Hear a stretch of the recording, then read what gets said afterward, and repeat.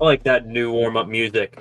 Hello, ladies and gentlemen, and welcome back to the Steel City Sports Report, where we talk everything Steelers, Penguins, and Pirates. I am your host, Brady Vini, but today we are talking NFL Draft. The night is finally here. This long off-season for the NFL coming to a head this evening with the first round of the NFL Draft. I am happy to have all of you here with me. Gonna get this out of the way first and foremost. If you are new here, please like and share this video. You can comment in the live chat throughout the evening, and I can pop those up and interact with you fine folks. Also, subscribe to the channel and turn on notifications so that you know when I am live again. But this is it. The night is tonight. Welcome to what I call the Christmas of the NFL offseason. The reason why I say that, every NFL team has their wish list of shiny new toys, but will they get what they want, or will another person come and swipe that shiny new toy out from underneath, right underneath their noses? As we wait for things to get going here in Green Bay, I have ESPN on right beside me. We shouldn't need to wait too long tonight before we see some exciting moves, as ESPN NFL insider Adam Schefter posted about 50 minutes ago to, quote, expect explosives within the top 10 picks. That isn't shocking to me, as that things could start off with a couple of twists and turns, as for the first time since 1967, every single NFL team right now, as the draft is about to get underway, has their original first round pick. You can probably expect that that won't stay that way for long, as all the NFL insiders have been posting yesterday and today rumors and speculations about draft movement in the first round. One such example, Diana Russini from The Athletic this morning, saying that the Browns, Giants, and Patriots have all received calls about picks number 2 through 4. Also this morning, Adam Schefter tweeted that the Denver Broncos have fielded calls from teams about potentially moving up ahead of the Steelers to pick 21. About sliding, or the Broncos, have fielded calls from teams about potentially moving up, And the last real big one from Jordan Schultz of Fox Sports, saying yesterday that the New Orleans Saints have made some calls about sliding back a little bit from pick number 9. Hearing all that, I can't wait for things to get underway over the past couple of weeks. I have been working on my own set of prospect rankings according to positions, and I have evaluated 296 total prospects, 147 of them on offense, 146 on defense, and 3 special teamers. Aside from special teams and QBs, I believe the position that I did the most work on was wide receiver with 41 prospects, and the least being center with just 5. Not a real great center class this year. There are only 257 picks in this year's NFL draft, and I probably won't have every single prospect taken in the draft in my rankings, but I hope you all will appreciate it and enjoy the insights that I give on these prospects that I do have throughout tonight and throughout the next 2 days as well. Now let's talk Steelers. Coming into this evening, just about all eyes are on the Pittsburgh Steelers, kind of par for the course for this offseason. Over the past couple of months, they've been strung along by one of the most charismatic, enigma, media attention-getting quarterbacks in NFL history in Aaron Rodgers. And the same goes for tonight, as probably the most charismatic, enigma, media attention-getting prospect in this year's draft class could fall in their lap at pick 21. Of course, that quarterback I'm talking about, as you all know, is Shedeur Sanders. There have been many, many different opinions on what could happen with the Steelers if Shedeur is there at 21. But the common denominator is that all the national reporters and media members like Adam Schefter and Peter Schrager have been saying that the Steelers will take Shedeur at 21 and that Mike Tomlin loves him, loves Deion's kid, loves his intangibles, his toughness, his accuracy, the way he thinks the game, all that good stuff. While on the other hand, local beat reporters like Jerry Dulac and Ashley Leotis have been saying that even if Sanders is there, the Steelers will not take him. As a matter of fact, one, I guess you wouldn't call him a reporter, but a Steelers personality locally, Merrill Hodge, said that Shedeur would be an absolute failure in the NFL. So very opposite views of Shedeur Sanders heading into tonight. But let's just say that Shedeur is off the board. How about defensive tackle? Will one of Walter Nolen, Kenneth Grant, Derrick Harmon be the Steelers pick at 21? Or could they trade down and possibly get one of those guys anyways? I mean, good chance that 2 or 3 of those guys will be there at 21. And I'm sure Omar Khan and Andy Weidel, who are trying to build this Steelers team in the same blueprint as the Philadelphia Eagles, would love to get one of those phenomenal interior defensive linemen this evening.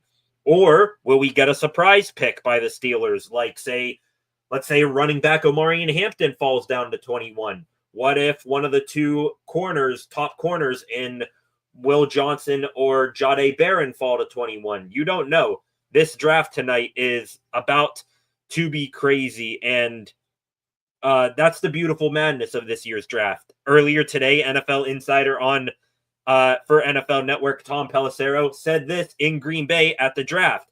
This is the most unpredictable draft that I can remember in terms of teams not really having a good feel, not just down at the bottom of round 1, in like the middle or just outside the top 10. In a normal draft, you would have 18, 20, 22 first-round grades on players this year. But this year, you talked to teams just like there are 8, 10, 12 blue-chip type players, and then there's this big clump, depending on what team you talk to, 20 to 30 guys who all could come off the board in different orders, and nobody quite knows exactly where there are going to be runs at different positions. I also had a quote here, but I lost it, from Dale Lawley of Steelers Nation Radio. He said something earlier this week about this draft being the craziest and most unpredictable that he's seen, in his 33 years of covering the NFL draft, saying things like you could have a prospect taken 38th overall and 63rd overall, and their draft grades among many teams could be damn near identical. So expect craziness tonight. Adam Schefter said we're going to get it right off the bat, possibly with a trade within the top 2 to 4 picks. The Jacksonville Jaguars, they've said that they could be on the move out of number 5 or stick and pick, taking a interesting player, maybe like Ashton Genty if he falls. And also, we're going to get into soon enough the other news stories of the day, one being the George Pickens saga. You know, it started out as like a simmer, but now it's nearly a full boil of George Pickens possibly getting moved tonight or tomorrow. GP took any mentions of the Steelers out of his Instagram bio and unfollowed the Steelers on Instagram. There have been rumors of teams like the Cowboys and home draft host Green Bay Packers looking to trade for him. So could we get GP moved out for a 2nd or 3rd round pick? Who knows?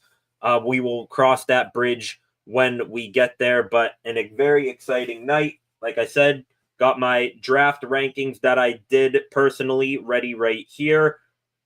294 draft prospects in total. Excited to get underway. I just hope that the Tennessee Titans don't take forever with their 1st overall pick. We know that they're taking Cam Ward.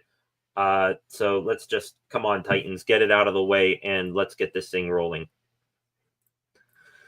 Going to do a quick stroll through Twitter here. I will also say that I'm going to try my best, because I know there will be those people on on X. I keep wanting to call it Twitter, on X here tonight. There will be those types of people that tip and spoil picks, 5-10 minutes before the pick comes across here on ESPN. So, I'm going to try to give you general reaction instead of me staring at my computer screen here to the TV over here.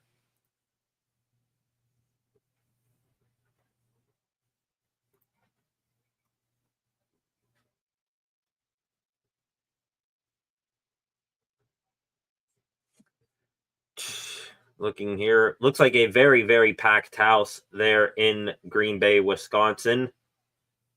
The draft stage looking good this year, and what the hell? Roger Goodell is riding out to the podium on a bike. What is he doing? Okay.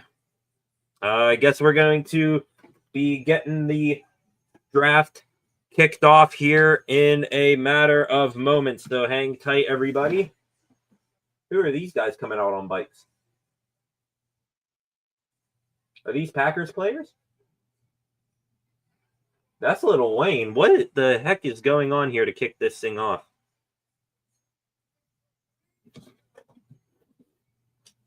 Okay. You got a quick drink of water here.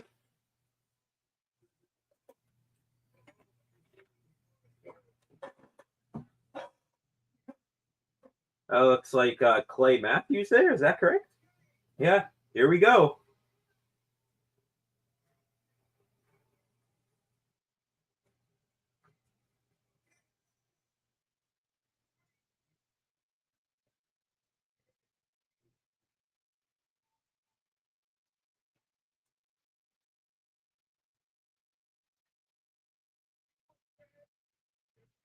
Here we go. Goodell's going to talk and hype up Green Bay. Be interesting to see how this goes next year in Pittsburgh. I will say that.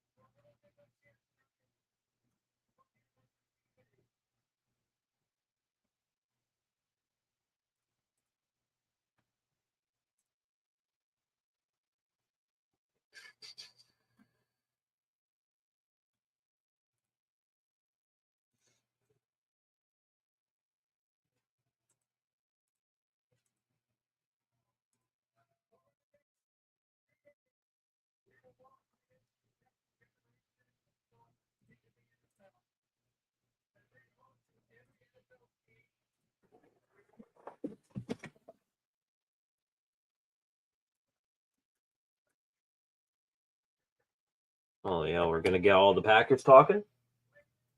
Clay Matthews, yep.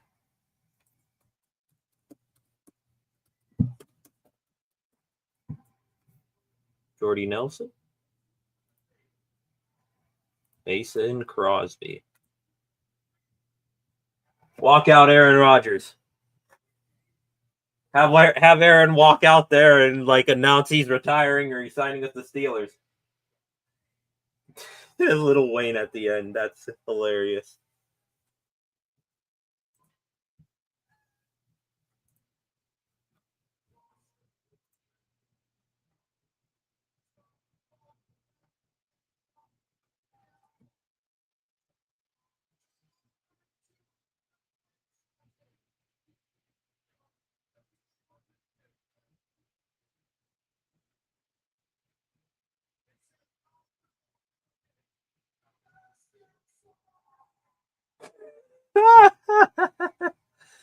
Oh my goodness.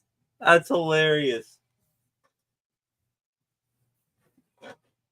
Clay Matthews reading a public address announcement from the President of the United States. The Bears still suck. That is next level trolling right there.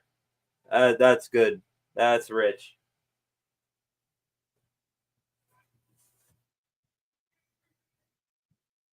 Here we go. Time to get it started. Here we go.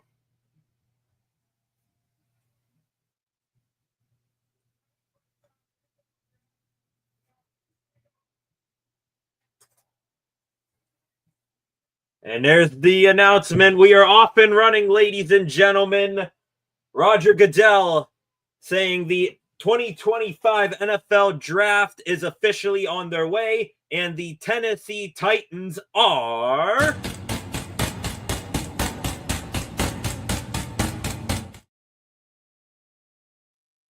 Here we go. Off and running.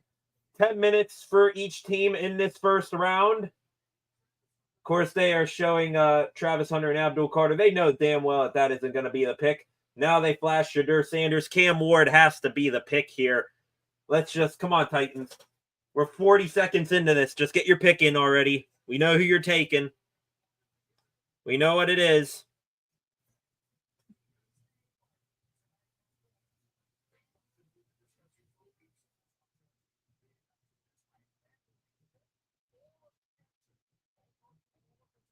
Okay, here's a real good first aerial shot I've seen of it. So Lambeau Field is in front of the stage. The stage is behind it. Okay.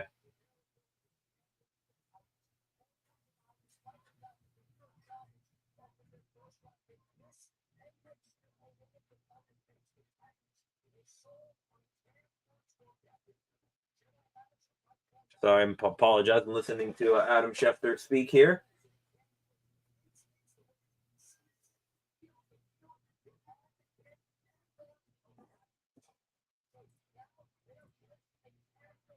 Hello, ladies and gentlemen. 5 of you in here right now. If you would please subscribe to the channel. Come join for a little bit. Got our first comment of the evening. Flacco, let's go. Welcome back, buddy. We are underway. The Tennessee Titans are on the clock, and I just saw Cam Ward, I think out of the corner of my eye, pick up his phone. We might be getting the first selection confirmation here in a matter of moments. How you doing tonight, Flacco? Appreciate you stopping by. What's going on? Let's go. Glad to have you here this evening. Let's see when we're going to get this first pick in. Now 1.5 minutes into this.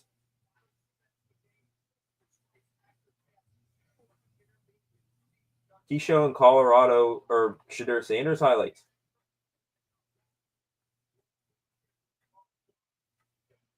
I know Shedeur Sanders is Shedeur is Mel Kiper's top QB prospect. In fact, let me go back to my own prospect rankings here. Make sure that I am all set. All right, there we go. Now I'm all lined up.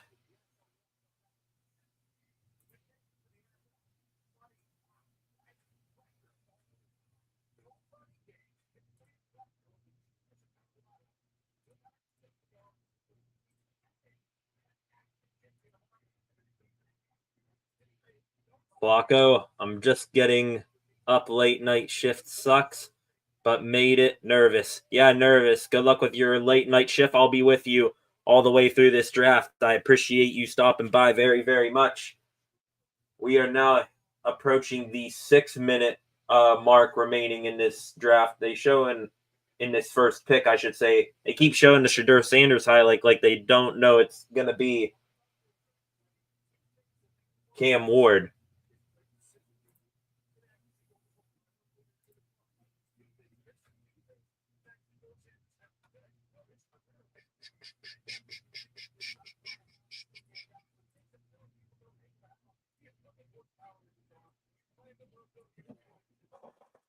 Go in the Titans draft room. Is that their head coach Callahan there with the phone? Think so.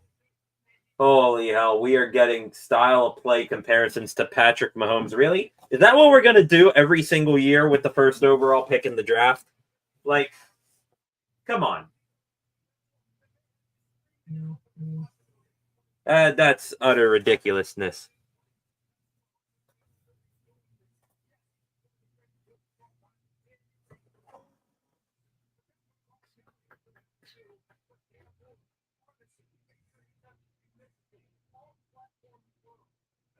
Come on, Titans. 5 minutes now. You don't need to take this long to say the pick is in. Like an answer sometime tonight. Let's get this moving. I would like not to be up till midnight. And there we go. There it is, ladies and gentlemen.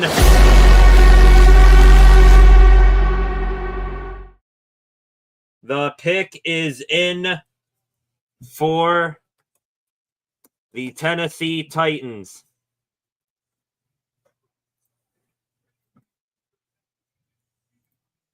Looking, they need to be better. Comparisons are crap. Comparisons are crap here. I mean, I got, usually for these prospects in my rankings here this evening, I have anywhere from 3-1 comparisons. I have two for Cam Ward, and one of them I don't really like. You're going to find out what that is here in a matter of moments. But the pick is in for the Titans. Wait and see.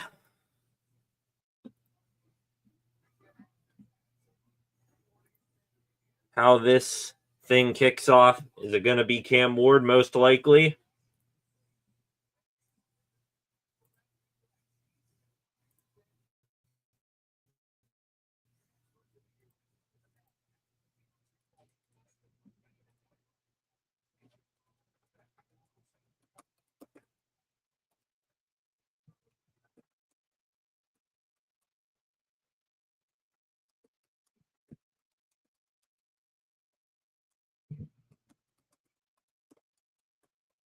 Here we go. Here comes Goodell. Here comes the selection, everyone.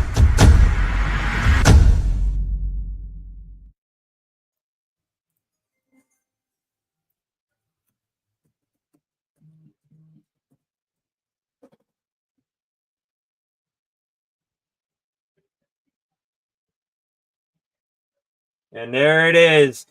Cam Ward, the first overall pick and the most obvious, predictable, and really poorly kept secret of the NFL draft this year is a reality. Cam Ward, quarterback, Miami. Give me 1 second. Let's head to the prospect rankings. So Cam Ward, 23 years old, from West Columbia, Texas, 6 feet 2 inches even, 223 pounds, has 30.5-inch arms, 9-inch hands, did not participate in the combine and really did little in his pro day except throw. I believe his 40-yard dash time is around 4.87 seconds.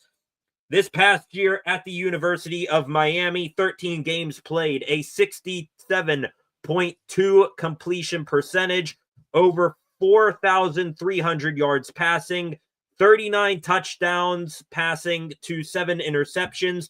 Also, on top of using his arm, he used his legs to run for 204 rushing yards, 4 rushing touchdowns, took 22 sacks, and had a 88.7 QBR. There is his hug with Roger Goodell. In his career, Cam Ward, 3-year collegiate career, started out at Washington State, then transferred to Miami. He, in total, in his collegiate career, played 38 games, a 66 even completion percentage, 11,281 passing yards, 87 passing touchdowns to 23 interceptions, 406 rushing yards, 17 rushing touchdowns. And as for his notable accolades in 2022 and 2023, he was an all Pac-12 honorable mention. And then in 2024, he filled up his trophy case pretty well. A first-team AP All-American, a first-team All-ACC team member, the 2024 ACC Player of the Year, the 2024 Davey O'Brien Award winner for the best college quarterback, and he also was a Heisman Trophy finalist, coming in 4th in that competition. Some pros, cons, and players comps for Cam Ward. His pre-snap pressure, he's a pre-snap pressure identifier, has an extremely quick release. He alters his arm angle and touch on passes. He is a supreme accurate quarterback and also has power on short and intermediate passes. And he is an escaped artist that creates and extends plays. Some cons of his: various and inconsistent sidearm releases, cause erratic accuracy, plays hero ball too much, and his player comps are, as I said, one I don't like: Ben Roethlisberger and Bo Nix, the most recent NFL quarterback. And now we got a massive trade, ladies and gentlemen. We have a of the afternoon. Hello, Father. The Jacksonville Jaguars, ladies and gentlemen. My father, Paul, he will be stopping in throughout the evening. The Jacksonville Jaguars have just traded up to the number 2 position. Insane beginning. Adam Schefter said we wouldn't need to wait long for fireworks, and that is the case. So the Jaguars are on the clock. Here is the total package, ladies and gentlemen. The Jaguars are getting the 2nd overall pick, as well as a 4th round pick and 6th round pick this year. The Browns getting the 5th overall pick, as well as a 2nd and 4th round pick this year, and a 1st round pick next year. So just like that, the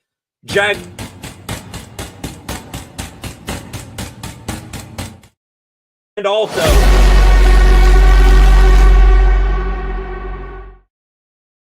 crazy. The Jaguars, let me try to get this here. Trading up, is this going to be Travis Hunter? Is this going to be Abdul Carter? We will see. Insane. Already one pick down, and my heart's pumping already. Pick is in. Let's go to the comments real quick. Flacco. Jags traded up. WTF, switched accounts for now. That's all right. Freight Train, what's going on? My friend just got here. Who you got coming to the Berg? I hope it's not a quarterback. I was going to say, as of about 60 seconds ago, Shedeur Sanders, if he falls. But now, this whole draft, everybody's mock drafts just got turned upside down. The Jaguars on the clock. Pick is in. They're showing Travis Hunter in the green room. Hunter, the number 1 wide receiver and corner in my rankings. Or will it be Abdul Carter, my number 1 defensive end? Whoa, Travis Hunter. I don't know, Flacco. We're about to find out. Exciting number 2 already. Hearts pumping, juices flowing. Pick is in. They flash now to the Jaguars draft room. They're giving hugs and kisses all around. More hugs. Not really kisses, but you know what I mean. The Jaguars were going to be aggressive. Or, ladies and gentlemen, could this be Ashton Jeanty? I'm not necessarily going to say it's going to be Travis Hunter or Abdul Carter right off the bat. There have been reports and speculations out there that the Jags were looking to secure Ashton Jeanty. They like him really well. Travis Etienne, their current running back. He's entering into the last year of his contract. They might offload him. Here comes Roger Goodell to the podium. Getting ready.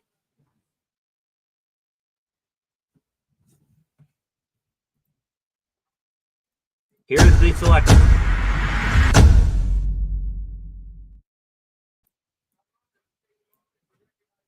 Looks like we are going to get a special pick announcer here. I believe that is Arik Armstead. Yes, the Walter Payton Man of the Year this year, Arik Armstead, the successor to Cam Heyward, who won the Walter Payton Man of the Year award 2 years ago. Yep. Here we go.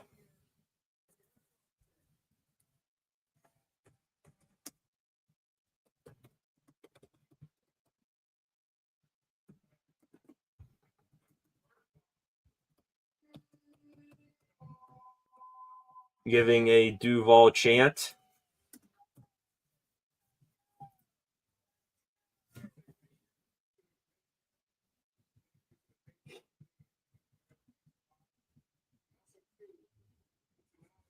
Come on, get to the pick, dude.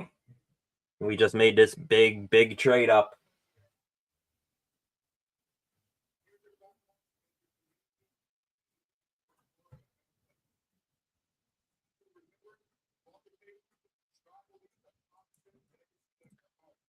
Six of you in here right now. If you haven't done so already, please feel free to comment in the live chat. We've had Flacco and Freight Train in here, two common viewers of mine.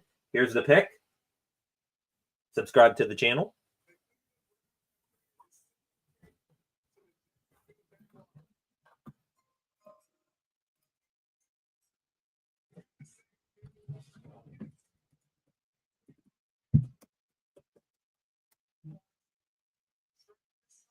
And there it is, ladies and gentlemen. Travis Hunter is the pick for the Jaguars.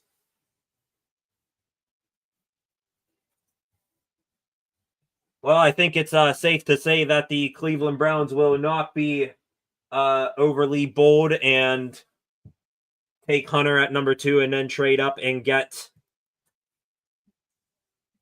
Shedeur Sanders. Excuse me here for a moment. Just editing my banner here at the bottom of the screen.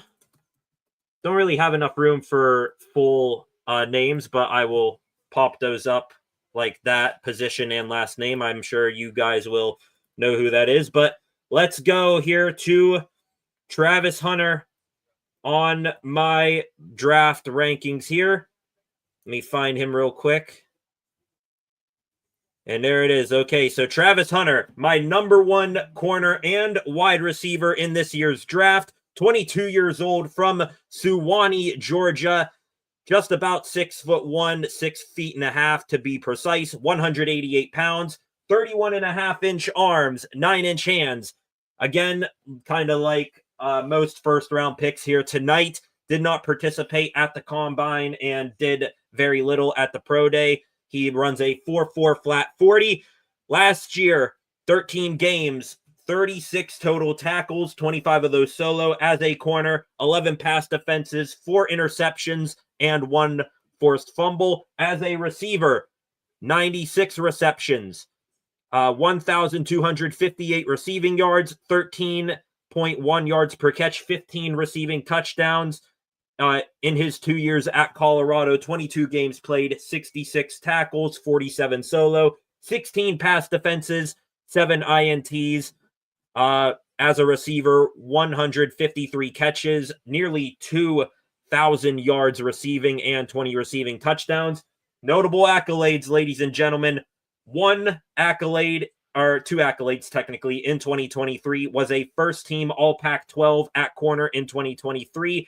And a 2-time first-team AP All-Purpose player in 2023 and 2024. Now, 2024, very good resume right here. What didn't he win at the collegiate level in 2024? I'm going to try to rattle these off as quick as I possibly can.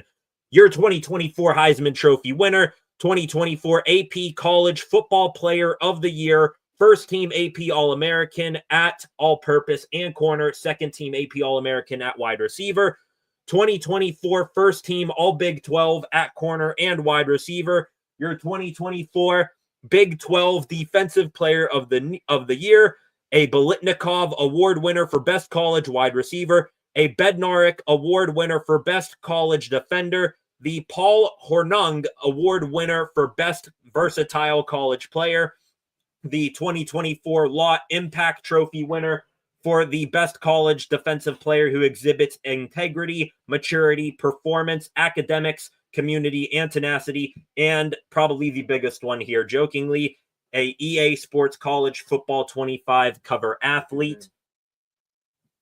Let me hop off here for a second. The New York Giants are on the clock.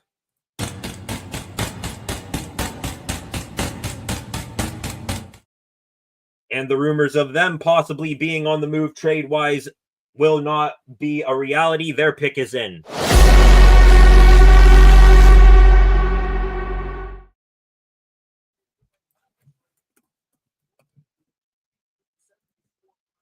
So New York Giants coming up here, finishing up on Travis Hunter. Some of his strengths, great ball skills at both positions with fast hands, impeccable timing, good extension, and a wide catch radius. Impressive speed to pull away from defenders at wide receiver and race opponents or catch up to them at corner. Baits quarterbacks into throwing his way, especially in zone coverage before jumping the lane for a pass breakup or interception. And he will run routes at different tempos, but always gets in and out of his breaks with consistent timing. Some of his cons, only a little bit. Full speed could take a second to be reached with his long legs. Tackling larger wide receivers and hand fighting with them isn't a favorable matchup at his weight, and he constantly is taking heavy contact, and longer seasons in the NFL will test his ability and durability to play both positions. Player comps for him at corner, Darius Slay and Pat Surtain II. At wide receiver, Devontae Smith. And here we come. Roger Goodell, about ready to take the stage. Just so showed the Giants war room there. Brian Daboll, their head coach, in the middle of the screen there. Here comes the selection, ladies and gentlemen.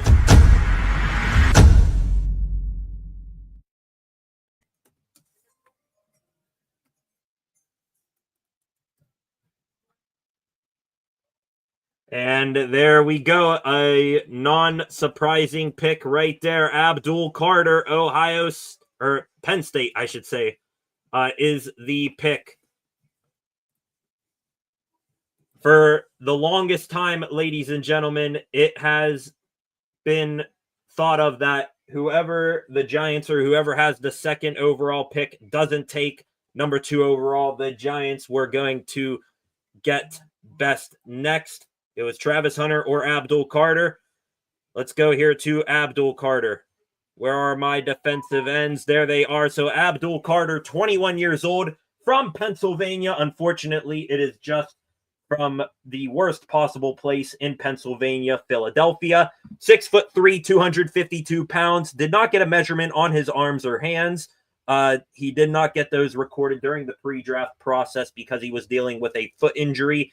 Didn't do anything Combine Pro Day to get any of those times.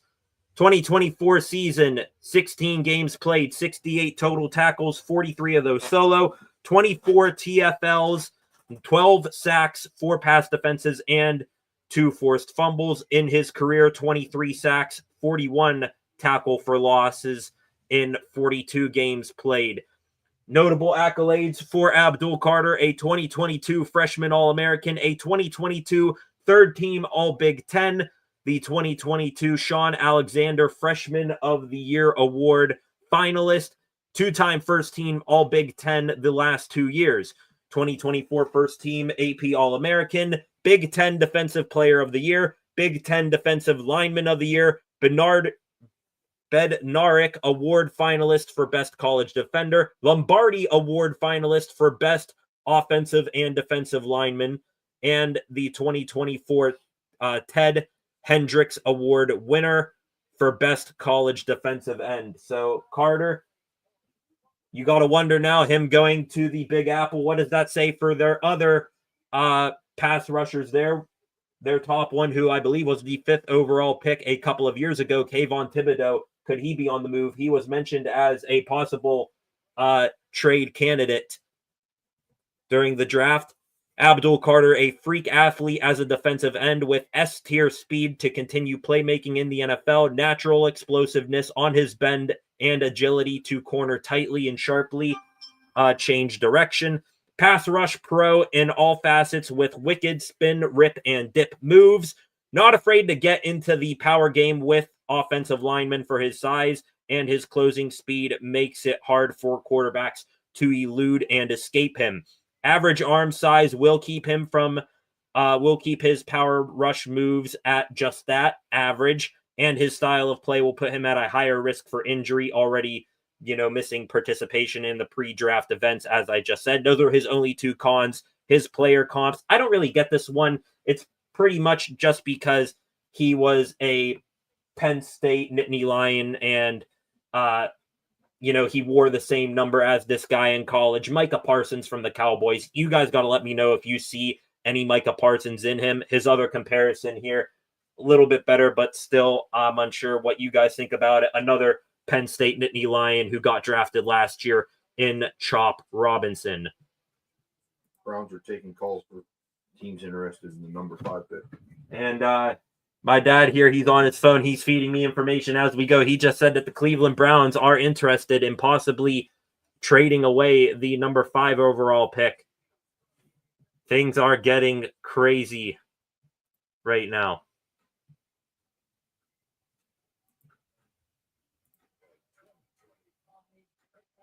Looking at Twitter here, I am so happy I don't have to see Abdul Carter in a Browns uniform. That was my understanding too. Like, when the Browns had the number 2 overall pick and it came obvious that Cam Ward was going to be number 1, I was like, if they're going to take one of those 2, just let it be Travis Hunter, because he's most likely not going to play both ways in the NFL. But Abdul Carter, he scares me as a defender. Thank goodness he is just going to the Giants. Jordan Schultz trades are starting. Browns didn't want to get a star wide receiver for Kenny Pickett. Noah Strackbine puts in there. Wow, that's hilarious. Kevin Adams from the Steel Here podcast. Pictures at that Stage AE draft watch along in Pittsburgh. Zach Frazier has 1,000% bulked up going into year 2. He's an absolute unit. Frazier looks huge in that picture. I mean, I get that he's next to, Christian Kuntz, but Frazier looks jacked. Gonna get this. F Cleveland, F the Ravens. Absolutely, Flacco. Noah is my guy. Yes, indeed. Let me get this out of the way here. We're gonna have, for now, they took it off of ESPN. They don't have the graphic at the bottom of the screen during commercials. But the New England Patriots are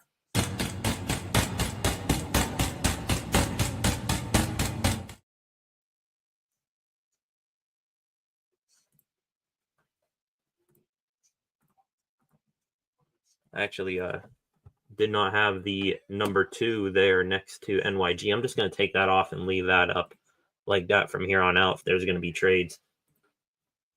Let's go next here to New England Patriots. Leave their slot blank. Let me do a quick edit of the...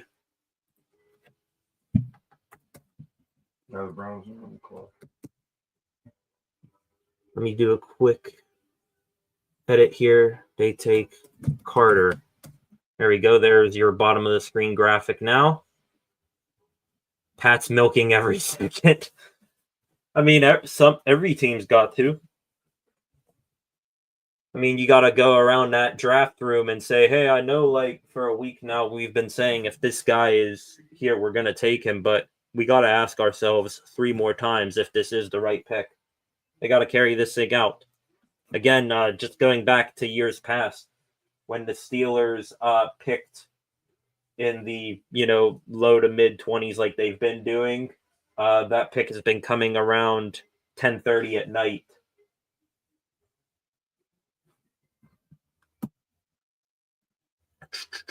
Now, the question I have is, does the Shedeur Sanders fall not be as big as many people expect, with the Browns trading down to number 5?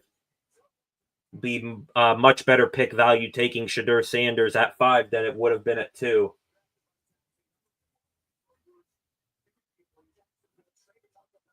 Jacksonville taking Travis Hunter. Hunter doing a little dancey dance going out on the stage. Looks very happy not to be going to Cleveland. I would be too. I would be too, indeed. So, see here if ESPN has the graphic popped up. Did the Patriots make their pick? Is that pick in yet? Yeah, it says pick's in. And the pick is in. It's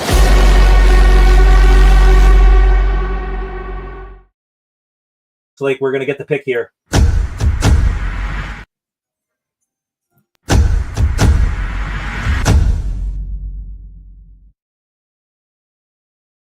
And there we go, ladies and gentlemen. Our first offensive lineman is off the board. It is Will Campbell from LSU. The Patriots, even if they were actually, I think, more than the Giants and the Browns possibly going to trade out of their pick, but they stick with Will Campbell. And now the Browns at number 5 will have Ashton Genty and Shedeur Sanders waiting there. Let's go to the comments real quick. Flacco makes me happy. See you still hang with your dad. Miss my father. Hope to see him next week. Been 16 years. That's awesome, Flacco. I hope you guys have a good rekindling after 16 years.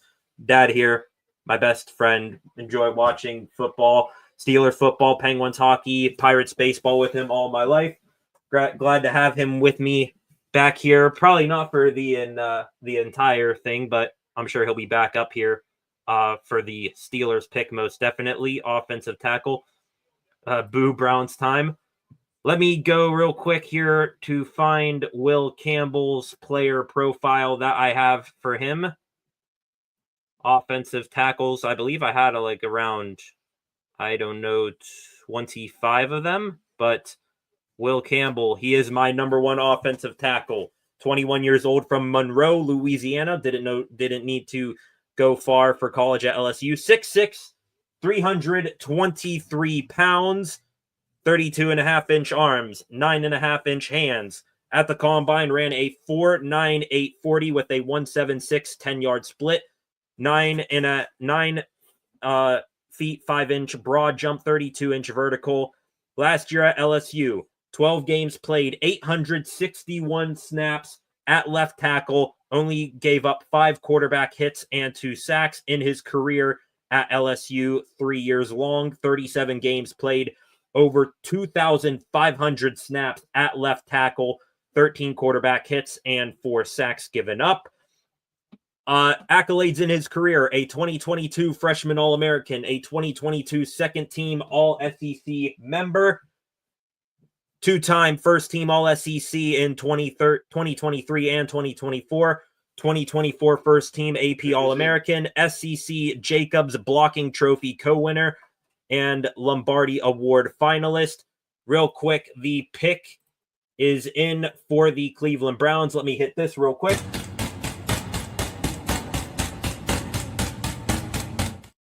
And the pick is in.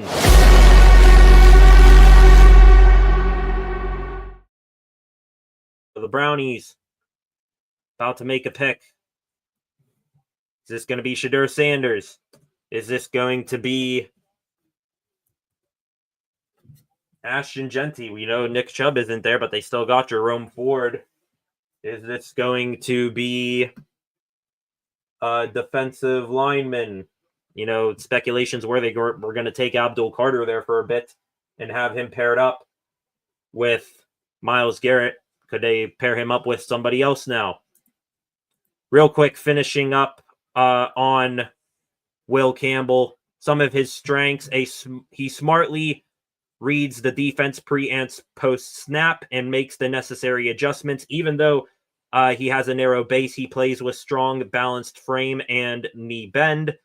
Feet are always moving quickly, but with control to ride edges around the perimeter of the pocket and scramble to pick up a block when needed.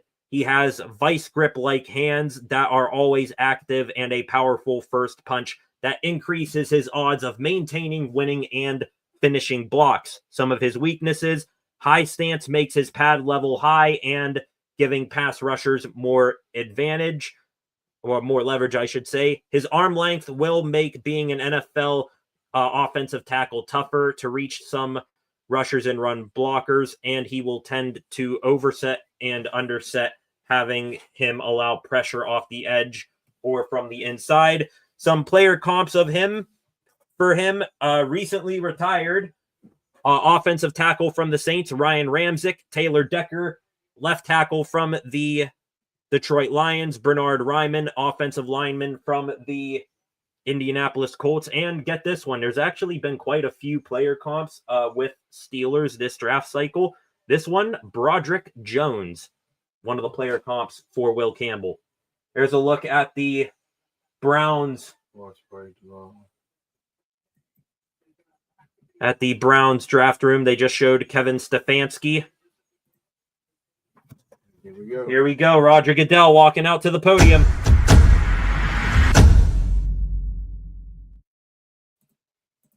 Who's it going to be?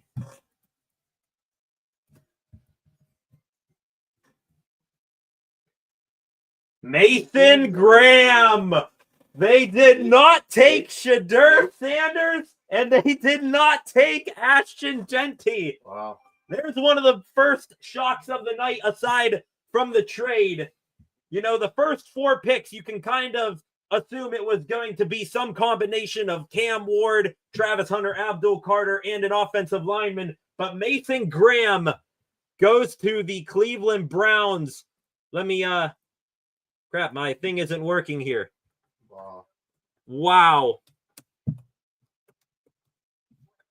Defensive tackle from Michigan. And back-to-back players with, just doing all of my research on these guys. Back-to-back players with shorter arms. Flacco, wow, that hurts. Wow, there's your first shock of the night. Let me go here to Mason Graham. He is number 1 in my defensive tackle category here this year. 21 years old from Mission Viejo, California. 6'3", 320 pounds, 32-inch arms, 9-inch hands. Did not participate in the combine and his pro day all that much. Runs a 5'10", 40 and did 24 reps on the bench press. The bench press, of course, standard across the pre-draft process, 225 pounds. Last year at Michigan, 12 games, 45 total tackles, 23 of those solo, 7 tackles for loss, 3.5 sacks, and a pass defense. In his career in Ann Arbor, 39 games played, 108 total tackles, 60 solo tackles, 18 tackles for loss, 9 sacks, and 3 pass defenses. He is a 2023 Rose Bowl defensive MVP and a 2023 college football national championship winner with the Wolverines. 2-time first team All Big Ten last year and this year. 2024 first team AP All-American, Bednarik Award finalist for Best College Defender, and Outland Trophy finalist for Best College Offensive Lineman and Defensive Lineman. Real quick, who's on the clock right now? Raiders.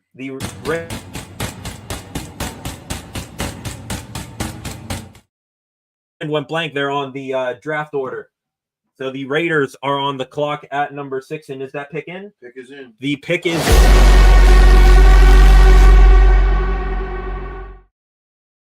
Pick is in for the Raiders. Real quick, going to finish up on Mason Graham. Let me get back to him here. Pros, elite explosiveness to get onto offensive linemen before they are ready. Wrestling background gives him fantastic movement, flexibility, along with a feel for leverage. So a wrestler on wrestler in the AFC North, him versus Zach Frazier for the Steelers. Quick and powerful first punch to get great extension, unyielding motor and hustle to pursue the football. And he has positional diversity, taking snaps at all spots and different stances on the defensive line. His cons, arms are less than desirable for NFL standards, which makes him harder to perform and make moves, and that really makes him need to put in more effort. Also, not much bull rush to his game, which he will actually get put on the ground more than most. Some player comps for him: Tommy Harris, Christian Wilkins, defensive lineman for the Raiders, and Levi Onwuzurike. Let's go here now. The Raiders about ready to make their pick.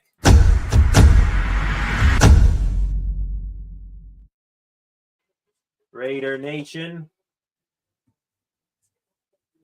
All right, there we go. Now they flash the graphics. The pick is in. Goodell going to be coming to the stage. Might be just me talking, but at least here we are about 40 minutes from Goodell saying that the draft is open, and we are already on pick 6, so we are at least on schedule. Here we go. Yeah. Do we get the Ashton Jeanty obvious pick here? Yep. There we go. One of the more obvious picks, Ashton Jeanty. That was one of those in all the mock draft. You were seeing Jeanty's going to fall to 6, and the Raiders are going to take him. The obvious has happened indeed. There is the pick. Pete Carroll, who has had Marshawn Lynch and a whole bunch of other great wide receivers or great running backs in NFL history. He gets the top running back in this draft class and really one of the best running backs to come out of the draft in some time. Let me go here to the running back rankings. To no surprise, Ashton Jeanty, number 1 on my running backs rankings board from Jacksonville, Florida. The Jags did not decide to bring him home. Instead, they traded up and took Travis Hunter. 5'8.5", 215 pounds, 29-inch arms, 9-inch hands. Did not do anything in the combine and pro day process, but does run a 4.42 40. He had a formal meeting with the Steelers at the scouting combine, but they really knew that they weren't going to get him. 2024 season, 14 games played, 374 carries, 2,601 rushing yards. I'm going to say that again, 2,601 rushing yards in 14 games. 29 rushing touchdowns, also caught the ball 23 times for 130 yards and a score. Really carried his Boise State alma mater to the college football playoffs where they lost to the Penn State Nittany Lions. 40 games played in his career, all 3 years at Boise State. 750 carries, 4,769 rushing yards, and even 50 rushing touchdowns. Also has 6 receiving touchdowns. 2023 was a second-team AP All-American, is a 2-time first-team All-Mountain West Conference member in 2023 and 2024. Also is a 2-time MWC Offensive Player of the Year. 2024, first-team AP All-American, Doak Walker Award winner for Best College Running Back, the Maxwell Award winner for Best College Football Player, and was a finalist for the 2024 Heisman Trophy race. Also, probably his best stat here. He is second most all-time in single-season rushing yards and came up just 28 yards shy of tying Barry Sanders' 1988 record for most rushing yards in a single season in college. Some analysis on him. Pros: he's small and compact, which allows him to keep his balance through contact. Big run breaking capabilities will translate to the NFL. He's an elite playmaker with the ball in his hands who can outrun, juke, and power through defenders. He also excels in zone runs with supreme cutbacks, and he can also get around the edge. Some cons of his: crazy heavy workload in college. You got to wonder how much that's going to affect him in the NFL. Could lead to some wear and tear. His height will make pass protection harder as well. Some player comps with him: probably one of the best player comps you will see for a player this draft. Really shows you how good of a prospect they are. His first player comp, LaDainian Tomlinson. His other 2 player comps, current NFLers, no slouches as well. Alvin Kamara of the Saints and Kenneth Walker III from the Seattle Seahawks. Jets pick is in. And now, Jeanty is elite, Flacco, indeed. Jeanty is elite. If the Steelers were up in the teens, I would have been like screaming from the top of my lungs for them to trade up and get them, but you can't trade up from 21 to get an elite player like that. And now let me get Genty's name off the screen here. The Fighting Justin Fields are on the call.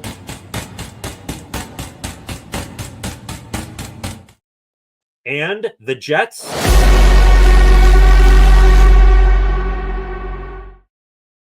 pick is in. Very highly unlikely they take a quarterback here. They seem to be all in on Justin Fields. Those crazier things have happened. Thinking about what they could get for Fields here. Could they get another offensive lineman to protect him? Maybe an Armand Membo? Or could they give Fields all the weapons in the world? He's got Garrett Wilson.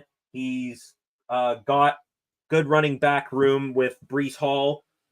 Could they, make a splash impact pick here and take Tyler Warren, tight end from Penn State, the best tight end in the draft, one of the best to come out since Kyle Pitts all those years ago. So interested what you guys think. 7 of you in here right now. Been seeing that number bounce up between 7, 9, and 10. If you would please, if you're new here, subscribe to the channel. I would appreciate it very, very much. Turn on notifications so that you never miss when I am live. And feel free to like and share this stream and comment in the live chat like Flacco and Freight Train have been doing. Let me get a drink of water here. Gone a long time here without any sip of water.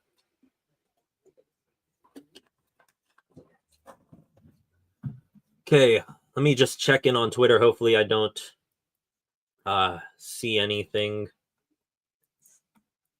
here. Yep, Ashton Genty the pick. Cleveland gonna Cleveland. Everybody laughing at him. Hunter, Genty, Sanders. Nope, Mason Graham.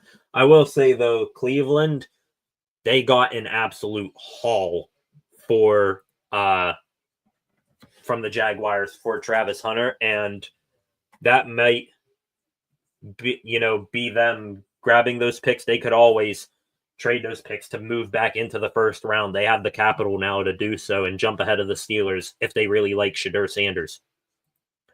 Comments. Good evening, Jeff. How are you?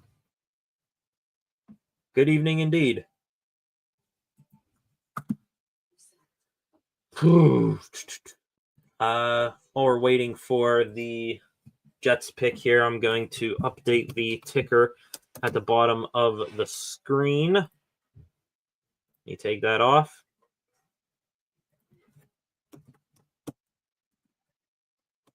So the Patriots take Will Campbell.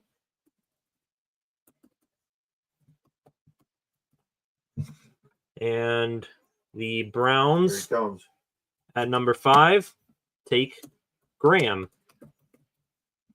Here we go. Goodell to the podium.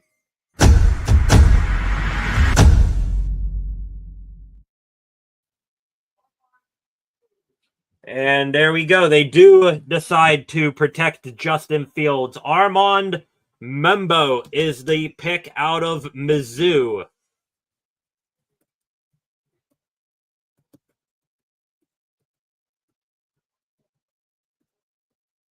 Let me put that up there. There we go. There's the pick right there. Armand Membo is the pick for the New York Giants. They invest in the trenches in the first round. They're going the Steelers route. Back-to-back years, I believe now, where they take a tackle in the first round. Last year, I think it was Olu Fashanu from Penn State who they took. But back to my rankings here. Armand Membo, it was a toss-up for me, honestly, who was going to be number 1 on my tackle board, whether it was going to be Membo or Campbell, but he'll settle for number 2. 21 years old from Lee's Summit, Missouri, 6'4", 332 pounds, 33.5-inch arms, 10-inch hands. Ran a 4.91 40 and a 1.74 10-yard split, 9 feet 7-inch broad jump, 34-inch vert, and did 31 reps on the bench. Last year with Missouri, 12 games, 800 right tackle snaps, and he gave up no quarterback hits or sacks. In his career, 3 years at Mizzou, 35 games played, just a tad under 2,000 right tackle snaps, no quarterback hits, 3 sacks. His only lone notable accolade that I found on him was a second team All-SEC member this year. Some pros and cons for Membo. Excellent body control and flexibility in his stance allows him to mirror and stay stuck to defenders with balance, explosiveness, power, and leverage. Hands are fluid but twitchy to clinch onto rushers who get in close to him. Has naturally smooth and quick footwork to pick up counter moves, and he accelerates and weaves through bodies to find his man as a puller and lead blocker. Cons of his: well below average height for starting NFL tackles in the NFL, and he struggles to anchor against speed to power rushers even at 332 pounds. Player comps for him: Zach Tom, tackle for the host city Green Bay Packers; Matthew Bergeron of the Falcons; and Dylan Parham of the team that just picked prior to this, Dylan Parham. So that is all you need to know right there on Armand Membo. Let's go to the comments real quick. Flacco knew it good for the Jets. Panthers pick is in. Indeed it is. Let me hit the on.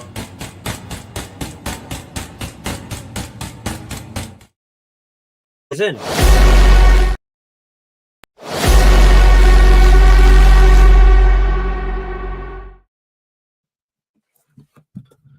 Carolina on the clock. Not going to take quarterback Shedeur Sanders here. Thinking of who else is available.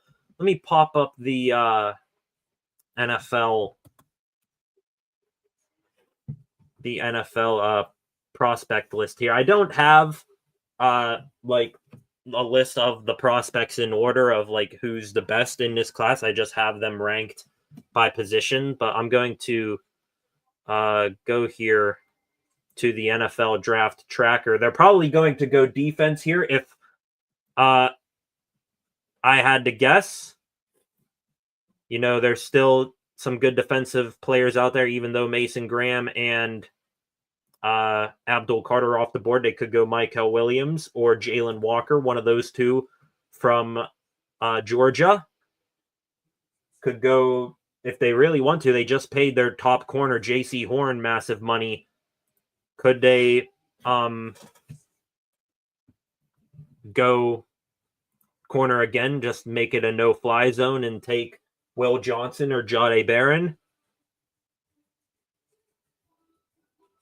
Offensive line, I don't know if they need offensive line. Wide receiver, feels kind of early to take a wide receiver, but Tet McMillan's there. You could always give Bryce Young another weapon. Just going to do this now every time the pick is in. Going to do this. The New Orleans Saints are...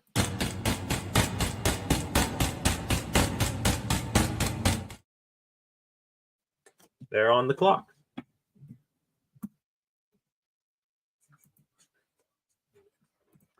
Take a stroll through Twitter. See what is going on. Hopefully I don't see any spoil picks.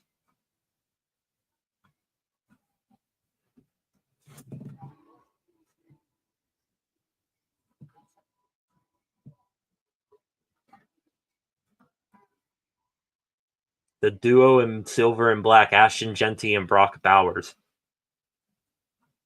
That post there from the NFL.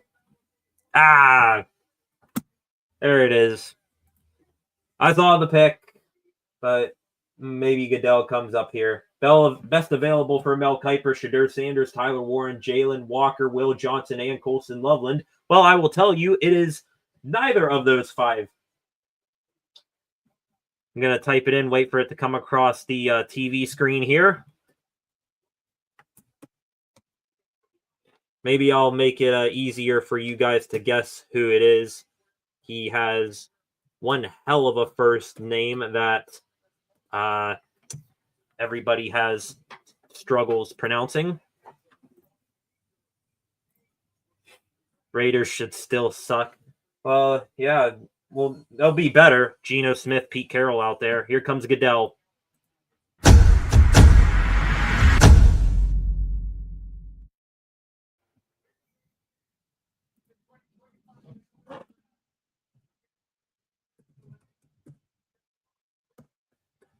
And indeed, that's the pick, ladies and gentlemen. Your first wide receiver of the evening is off the board. Tetairoa McMillan from Arizona.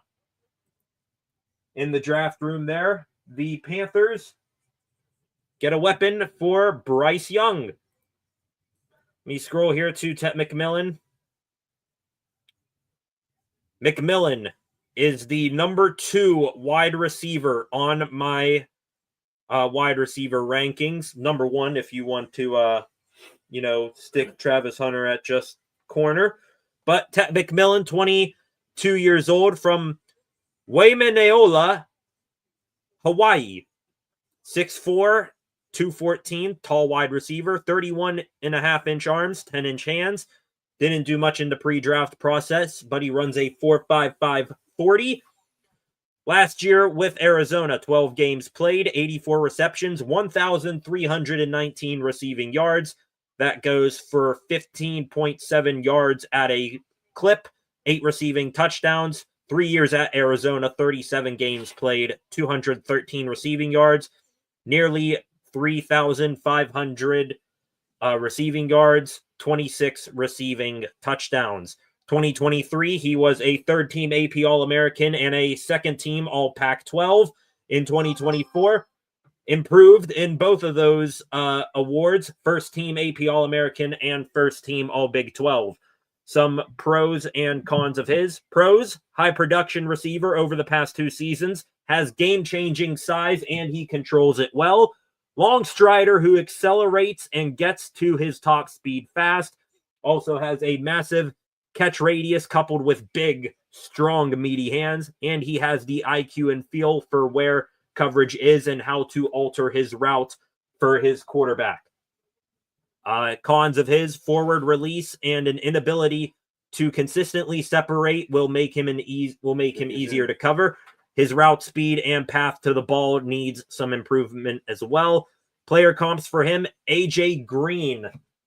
Lots of us who are Steelers fans remember that name. Wide receiver for a long time with the Cincinnati Bengals and a current wide receiver for the Atlanta Falcons. Drake London is his other player comp. And now, ladies and gentlemen, the pick is in at number 9 for the New Orleans Saints.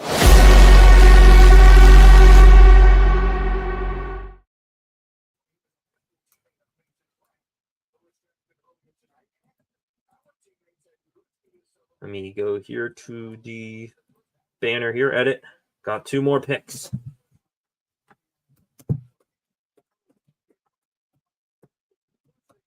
Trying to save my characters so that I can fit it all on here.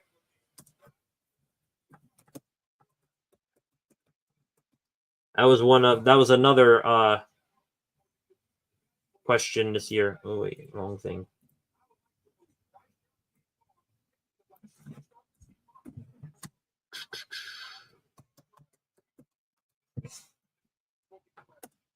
Running back Ashton Genty to the Raiders. Tackle Armand Membao to the Jets, and to the Panthers, wide receiver Tetairoa McMillan. So now there's your updated round 1 ticker at the bottom of the screen. 1 quarterback taken so far, 2 defensive linemen, a running back, a wide receiver.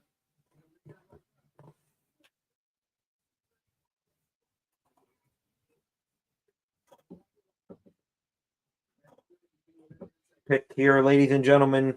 Is this going to be Shedeur Sanders? Probably not. Is it going to be a quarterback at all? Jaxson Dart, he is, in some ways, shot up draft boards because he gets comped to Jalen Hurts. And New head coach for the Saints is Kellen Moore, offensive coordinator for the Eagles. Nola Saints.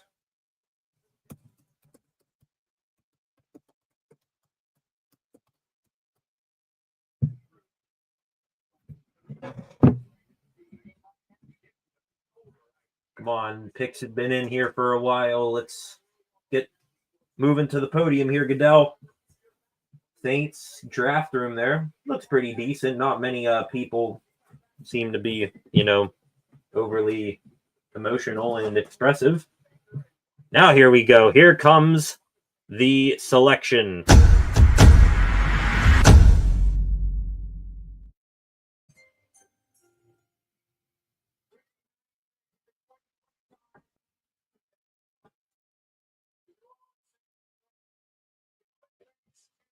Wow. Kelvin Banks Jr., offensive tackle, New Orleans Saints. No Shedeur Sanders. No Jaxson Dart. And I think this is your first run of the night, positional-wise, ladies and gentlemen. Offensive tackles, 3 of them gone here in the first 10 picks.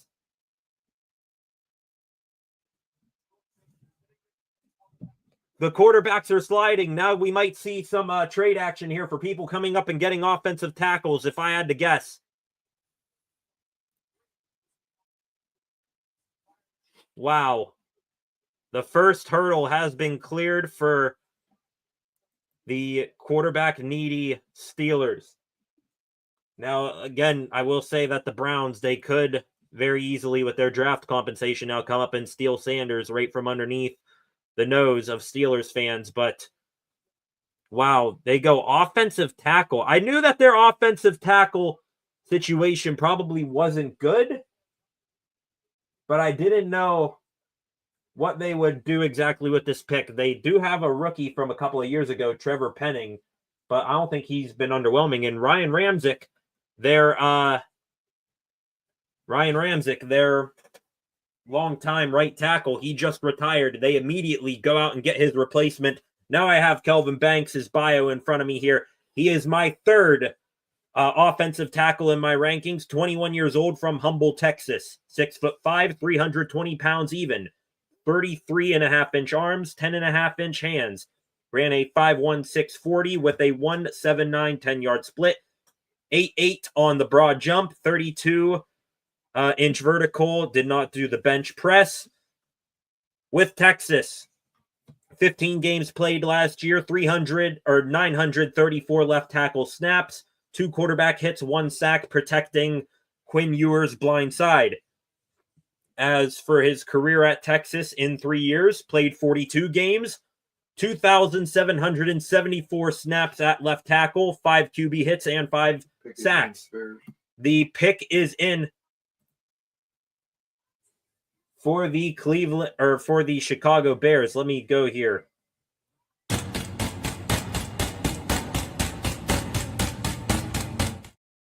Bears were on the clock, and there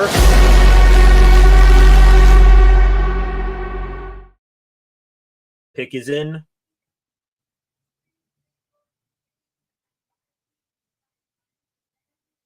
Got some, I don't know who that is. Got a little bit of a break here on the draft stage. Real quick, let me wrap up here on Kelvin Banks, the new Orleans Saints tackle. 2022 second team All Big 12, 2022 freshman All-American, 2023 first team All Big 12, first team AP All-American, and 2023 first team All Big 12. Then in 2024 had a nice run of success. AP All-American first team, All-SEC first team, Lombardi Award winner for Best College Offensive Lineman, Outland Trophy winner for Best Offensive Lineman and Defensive Lineman in the college world, and was the SEC Jacobs Blocking Trophy co-winner with number 4 overall pick from LSU, Will Campbell. Pros and cons: explosive, quick footwork to track and mirror rushers as one of his pros. Wide base and smooth hips to create power and leverage for him against opponents. And his athleticism and balance shows when blocking in space and at the second level. Arm length forces him to lean more into his punches. That's one weakness of his. And he is inconsistent with his hand placement and grip strength. And that doesn't help him keep control, makes him vulnerable to more pass rush moves. Some player comps for Elijah Vera Tucker, or some player comps are Elijah Vera Tucker, Christian Darrisaw, and Peter Skoronski. Some good established NFL tackles right there. Adam Schefter just said the NFL schedule release will be on Wednesday, May 14th. Okay, not sure if my mic picked up my dad in the background. May 14th will be when the NFL schedule release will be. I don't hate that. The Bears hope they pick someone good. Could go Tyler Warren here. Here comes the pick.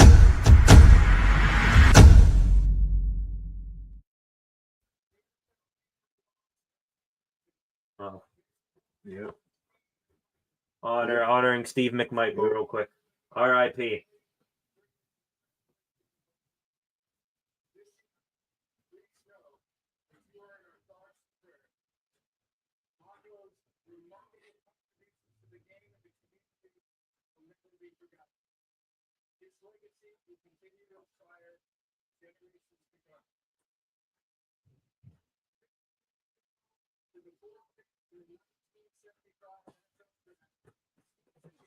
R.I.P.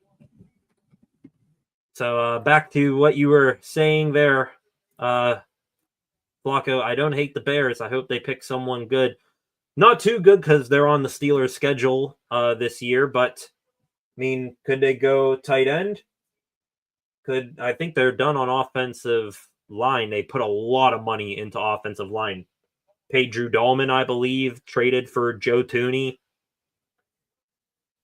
They could go just one last offensive tackle here to solidify. I'm not sure if Braxton Jones, their current left tackle, is going to be their long-term answer there, but we'll have to wait and see. Let me real quick update this.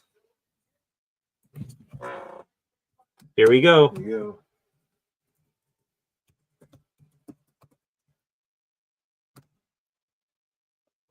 Oh my goodness! Wow. Wow! Wow. The Bears went tight end, but not Tyler Warren. Wow. They went Colston Loveland. Wow. Oh my goodness! Wow, that is gonna set Twitter ablaze. Colston Loveland. I thought Tyler Warren. They are. They're so happy. They are so happy in that draft room. I thought that was a slam dunk, Tyler Warren. Wow. You get one of the best tight ends to come out of the draft in years, and they don't take him. Colston Loveland. Wow. There's your big head-scratching pick of the night. They don't cease to amaze. All right, so Colston Loveland. But probably guess out of my reaction here, the number 2 tight end on my tight ends rankings.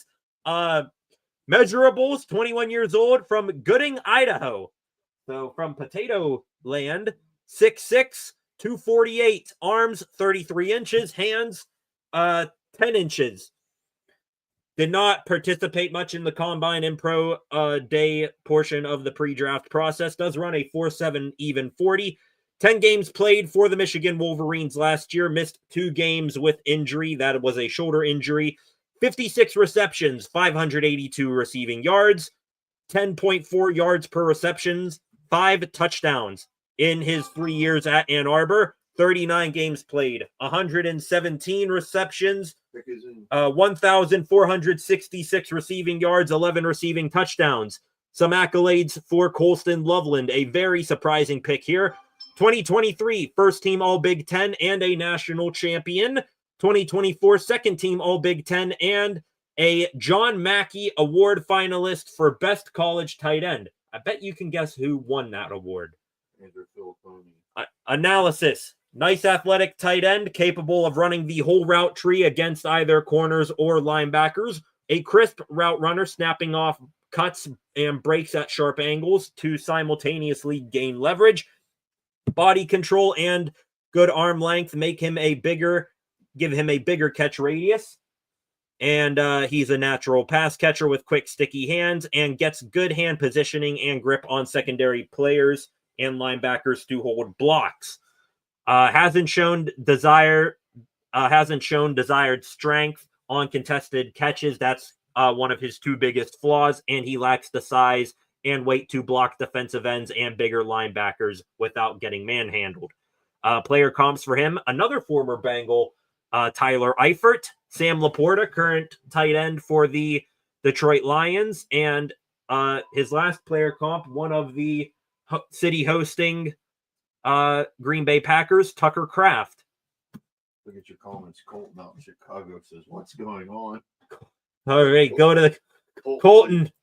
Colton, what's going on, Colton? Typical Bears fashion. How you doing, Colton? Long time no see. What is going on?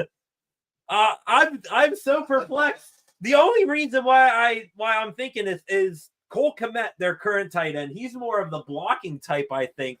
So they went with the more like receiving threat of the two. But Tyler Warren, I mean, you're talking about Tyler Warren, like one of the best at his position to come out of the draft in some time. You're talking about him like Ashton Genty at running back, like Abdul Carter at defensive end, like Travis Hunter, who's a unicorn. I'm perplexed. First perplexing pick of the night over Tyler. I'm confused, must be the name. Colston Loveland. Wow. 49. Wow. Insane.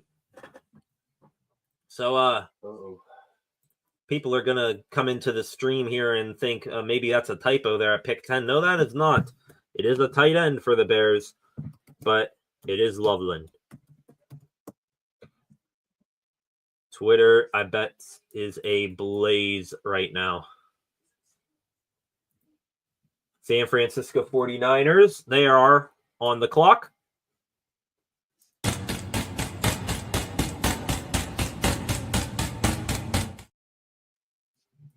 Oops, sorry. There you go.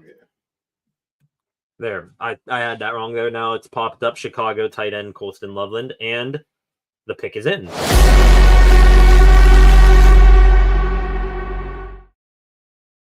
Freight train. That was really stupid. Indeed. Like what was the pick last year? The pick last year, I mean, granted, it turned out to be, at least a good pick as of right now. But that's your pick there, ladies and gentlemen, where it was kind of like Michael Penix going to the Falcons last year at number 8. Austin Bechtold from 93.7 The Fan, Penn State lover. Loveland goes before Tyler Warren. Steelers trade up. It won't happen, but I really wish they could. I will say this about Tyler Warren. If he keeps falling, at that point, a player of that magnitude, there's Shedeur Sanders waiting on camera. Yeah. Tyler Warren's one of those guys. At tight end, you have Pat Freiermuth and you have Darnell Washington. He's a guy where you scratch off tight end and you just view him as a offensive weapon. He's not a strong blocker. Colton Kmet is a weapon, but Warren is a stud. Played a great game against Notre Dame in the playoffs. After Banks taken, they should have traded down. I'm honestly shocked, too, that there hasn't been any trades since number 2. Colton, love your knowledge. Hope you guys are good.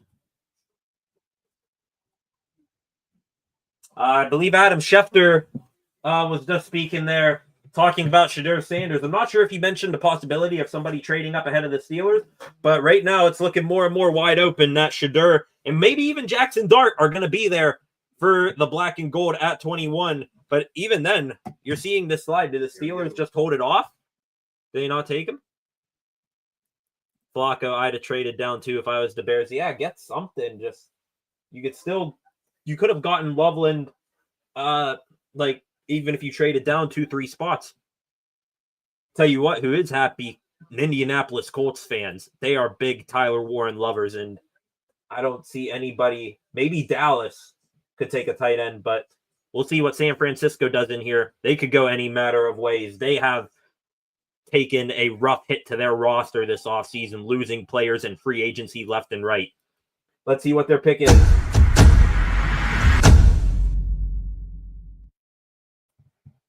Here we go.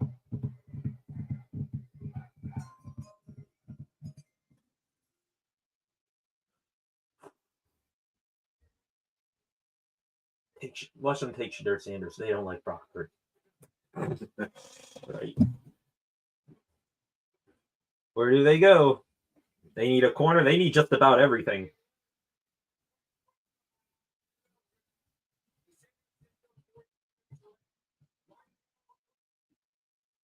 All right, there we go. There goes the first edge rusher. Well, behind Abdul Carter. Off the board, Mykel Williams is the pick for the 49ers.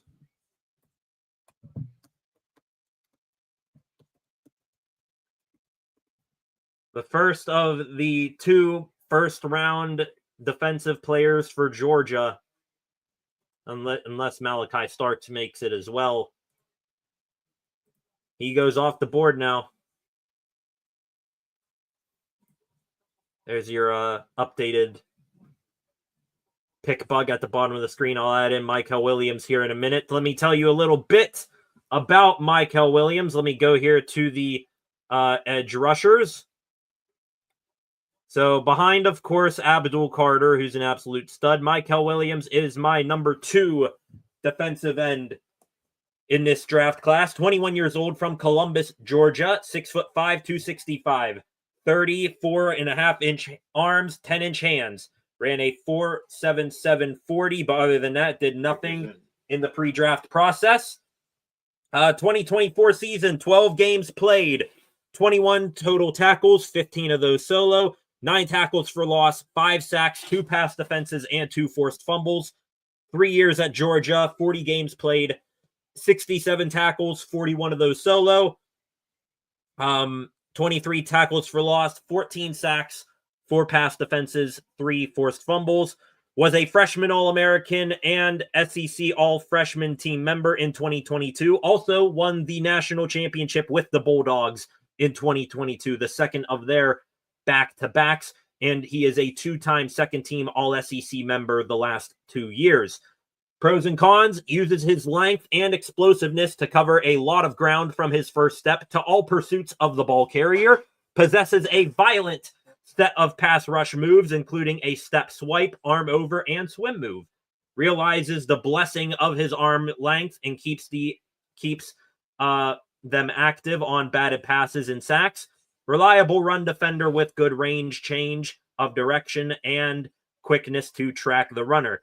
2 cons for him: needs to be more thoughtful and purposeful with his rushes in the NFL instead of solely relying on athleticism, and he needs to develop more improved counters. Player comps for him: Gregory Rousseau, Jermaine Johnson, and Patrick Johnson. Patrick Jones, here we go. Here's the Cowboys pick.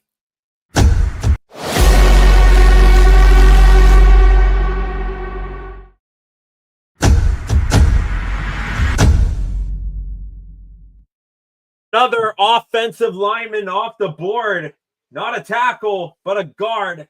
The Cowboys investing in the offensive line. Tyler Booker from Bama. Roll Tide roll. And that pick did not take long. The Cowboys must have had him high up on his list, because as soon as I started talking about Mykel Williams, the pick was in, and I barely got to finish Williams's bio there. So Tyler Booker is the pick for the Dallas Cowboys. He goes to Jerry World. Comments real quick: Bears could have drafted him in the second. Yeah, Loveland, second round for Loveland. No, he would have gone in the first round, in my opinion. Definitely wouldn't have made it past 23, where the Chargers are. But Tyler Warren still on the board. Let me go here real quick Let's find Tyler Booker. Scrolling down here. Where are my guards at? There's the guards. Tyler Booker from Alabama, number 1 in my guards section of my rankings. 21 years old from New Haven, Connecticut. 6'4.5", 321, 34.5-inch hands, or 34.5-inch arms, excuse me, tongue-tied here. 11-inch hands, 196, 10-yard span, 5.38 40-yard dash, very slow in the 40. 7 foot 10-inch broad jump, 27-inch vert, 21 reps on the bench at 225. With Alabama last year, 13 games played, 701 left guard snaps, also did 77 left tackle snaps, gave up 3 QB hits and no sacks. In his career at Bama, 3 years, 38 games played, has played a flurry of positions, played 1,763 left guard snaps, 167 right guard snaps, and 77 left guard snaps were all he did last year. Gave up 7 quarterback hits and 2 sacks. The reason why I'm just thinking, did Zach Martin, their all-pro guard, one of their greatest players in franchise history, that honestly is more obvious to me now. I totally forgot he retired. He's just, such a, quiet, do-your-job player. But, yeah, he just retired, so they get the Zach Martin replacement there. Some notable accolades for Tyler Booker: 2022 All-SEC freshman team, 2023 second team All-SEC, and last year in 2024 was a second team AP All-American and first team All-SEC member. Pros and cons. Pros: perfect size and girth with needed length and hand size to be a starting NFL guard. Is a high IQ player with good eyes, able to recognize when twists and blitzes are coming. Has the right weight and power in his lower half to move defenders with his leg drive and to anchor effectively. His long arms and strong hands afford him the ability to remain in control of rushers after they make their moves and counters. 2 cons for him: balance, sways between being too much on his heels or his toes, so he'll need to keep his feet under him. Has below average lateral quickness, range, and overall speed as a run blocker. That's obvious with his 5'3", 40. Player comps for him: John Simpson, guard in the NFL, bounced around from the Ravens to the Jets to the Giants. I have no idea where he is. Trey Smith, right guard for the Kansas City Chiefs. And you're going to hear this comp a lot for guards in this draft class. I basically got all my comps from like PFF and NFL. Chandler Zavala is one you're going to hear a lot when you hear a guard get taken. Go here to the comments. Flacco, he's happy. I love it. That is a big happy man. Look at him run out of there.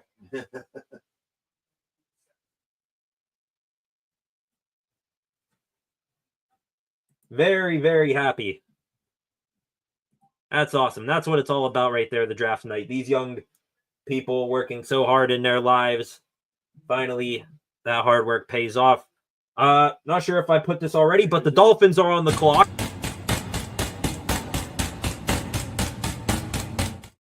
And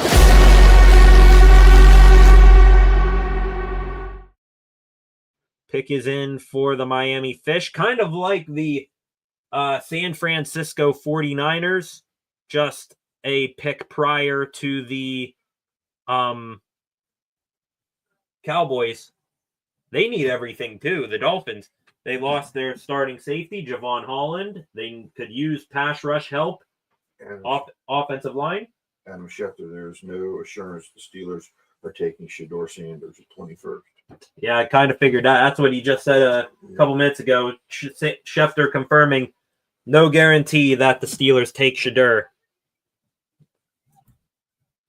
Would it be crazy if, now, I've said this on here a bunch, Steelers should trade back and try to recoup a second-round pick? The way things are going, Shedeur Sanders and Jaxson Dart are there at 21. Some teams like Dart more than Sanders. Why not trade back, get your defensive tackle that you like, get like a second round or third round pick, and then you can put a nice package together, move back up into the second round tomorrow if needed, get Shedeur then. That makes some sense to me.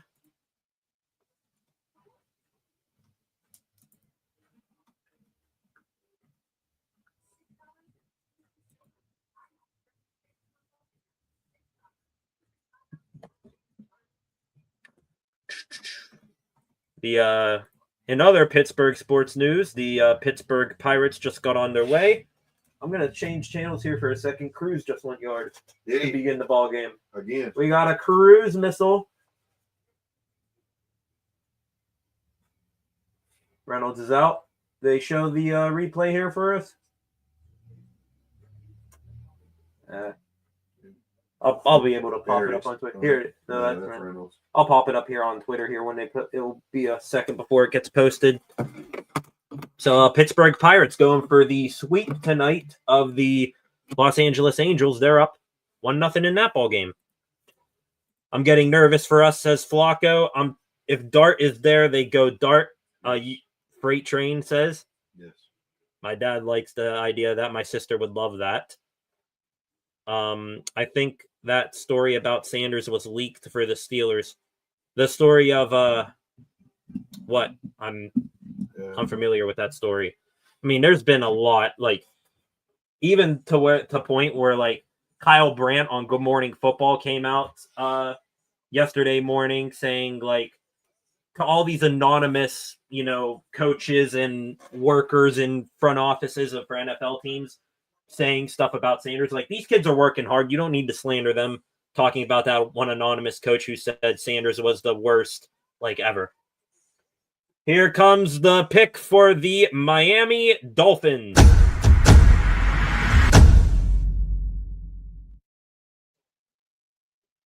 Ooh.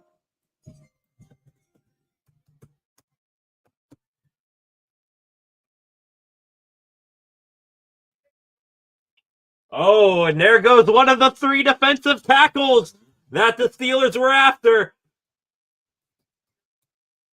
Both defensive tackles from the University of Michigan are gone. Kenneth Grant, who had a lot of Steeler fans, including myself, pumped to maybe get him. He is off the board now. Kenneth Grant. His attitude, I typed that earlier. Yeah. Lots of people coming out about Shedeur's attitude. The Colts. I think they're confusing attitude with confidence. We'll see. But Kenneth Grant from Miami is the pick. I'm going to get this out of the way right now here because I'm going to need to talk fast. For the Indianapolis Colts, they're on the clock.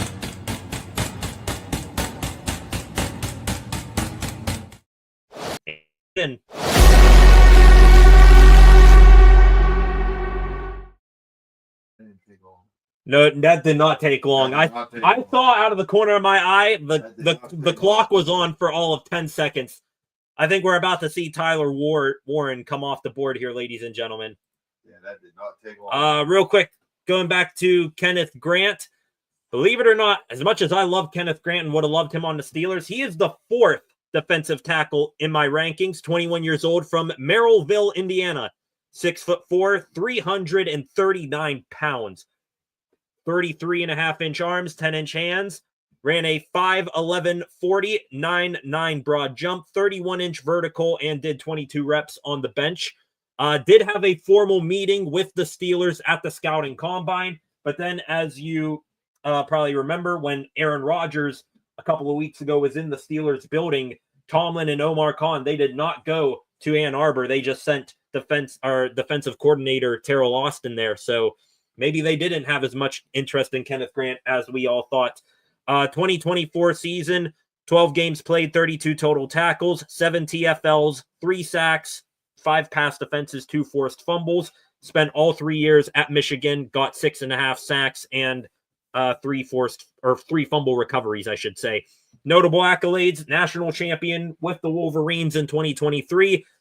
Is a 2-time second-team All-Big Ten member in 2023 and 24, and this past year was a 3rd-team All-Associated Press All-American. 3 pros and a con: impressive athleticism and strength for his size that knocks the opposition off balance, absorbs contact and counters well to get into the backfield, and he has long arms and active hands. Just has a poor first step and explosiveness. Levi Unwuzurike is his pro comp. Here we go. There. And just like the handful of fans there in Green Bay, Wisconsin, Indianapolis Colts fans from around the globe are losing their minds. What was kind of like Shedeur Sanders a couple of weeks ago thought to be an impossibility.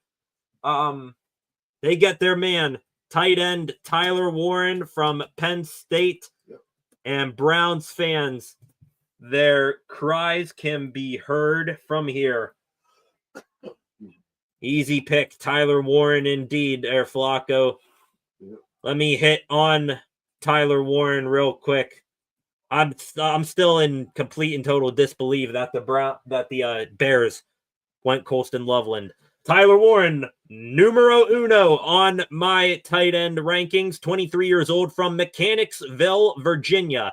6'5.5" 261 pounds, 32-inch arms, 9.5-inch hands. Did nothing in the combine and pro day portion except for running a 4.68 40. Had a formal meeting with the Steelers at the scouting combine, but again, kind of like Kenneth Grant and whoever else got picked earlier, didn't think he was going to be there for the taking. With Penn State, 5-year career at in-state college.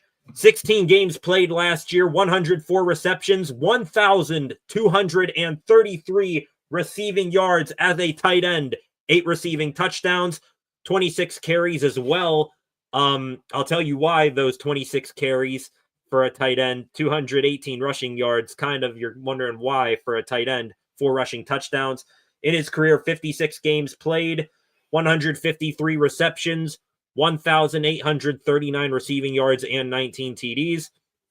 2023, 1 lone accolade, 3rd team All Big Ten. After that, 2024, ready? 2nd team AP All-American, 1st team All Big Ten tight end of the year, John Mackey Award winner for Best College Tight End, Paul Hernung Award finalist for Most Versatile College Player, and Fiesta Bowl MVP. Would have been a consensus first tight end off the board, but the Bears decided to be the Bears.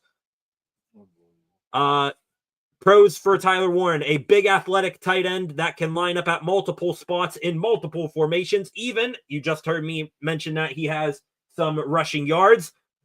He can line up as a wildcat QB, take the snap and run it, or QB sneak it, doing all of that at a high level. Has quick, speedy releases off the line of scrimmage, coming out of smooth breaks in the route. Long arms and great strength, play as a receiver and a blocker, snagging tough-to-catch throws with ease when contested and holding powerful edge rushers at bay. Naturally skilled, strong hands, like I said, have him rarely not making the catch, and he is not afraid of getting physical as a run blocker by tracking down and knocking opponents around. 2 small weaknesses for him: will sometimes coast through his routes, not separating a bunch or giving his quarterback as big of a window to throw to, and his hand placement needs improvement as a blocker, as they can get wide and grabby for penalties. Player comps for Tyler Warren: Dallas Clark, very, very good player comp there. Another one, Jeremy Shockey. So 2 fantastic player comps right there. And this one, remember how earlier I said Abdul Carter was getting comped to Micah Parsons just because he went to Penn State and wore number 11? Pretty much the same thing here for Tyler Warren. He is getting comped to another Penn State tight end, one we know, Pat Freiermuth. Don't see it really, but hey, Patty Fry, he's getting a comp. Whew. All right, I'm a little behind here on the ticker. Going to take that down here and edit in some more picks. San Francisco, they take defensive end Michael Williams. Dallas. They go guard Tyler Booker from Bama. Miami. They go. Who did Miami take? I just had it. Why am I drawing a blank here? Miami took Kenneth Grant. Yeah, I should have known that. They took defensive tackle Grant. And Indianapolis, no brainer, Tyler Warren. What was that, Dad? Bucks are up 2-0. McCutcheon just scored. Yeah, Bucks are up 2-0. McCutcheon coming across for a score. Let me see. It's Cruz's homer here on Twitter. Yep. Here it is. Yes, it is. Lefty on lefty. Tyler Anderson, former Bucko, pitching tonight. Yep. Not quite as far as his one last night. No, but we'll take it. We'll take it. Yeah, absolutely. His home run last night, third longest in that ballpark. Yeah, you knew as soon as he swung Yeah, the bat, it was going far. People are saying like how the outfield out there, it kind of looks like a golf course. You were just wondering if he was going to hit the hole. Yep. Man, Atlanta's going down to the wire here, aren't they? Yeah, Atlanta taking their time. Yeah, they are. Now, Atlanta, they're at 1 minute, 35 seconds left here with the 15th overall pick. Are they sticking and picking? Could they be working on a trade? We haven't seen a trade yet. It's around this spot from here on out that you could see it like a team like the Browns maybe trade back in for a quarterback. Yeah. Mel Kiper's best available. Shedeur Sanders, Jalen Walker, linebacker from Georgia. Will Johnson, Michigan corner. Omarion Hampton, running back from North Carolina. And Josh Simons, offensive tackle, Ohio State. I have Simons listed as a guard. Yeah, they're under a minute now. Under a minute now. Things are coming down to the wire here for the Atlanta Falcons.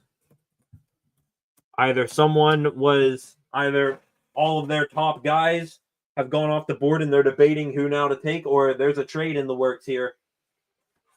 There's a live look at Jalen Walker, Georgia linebacker.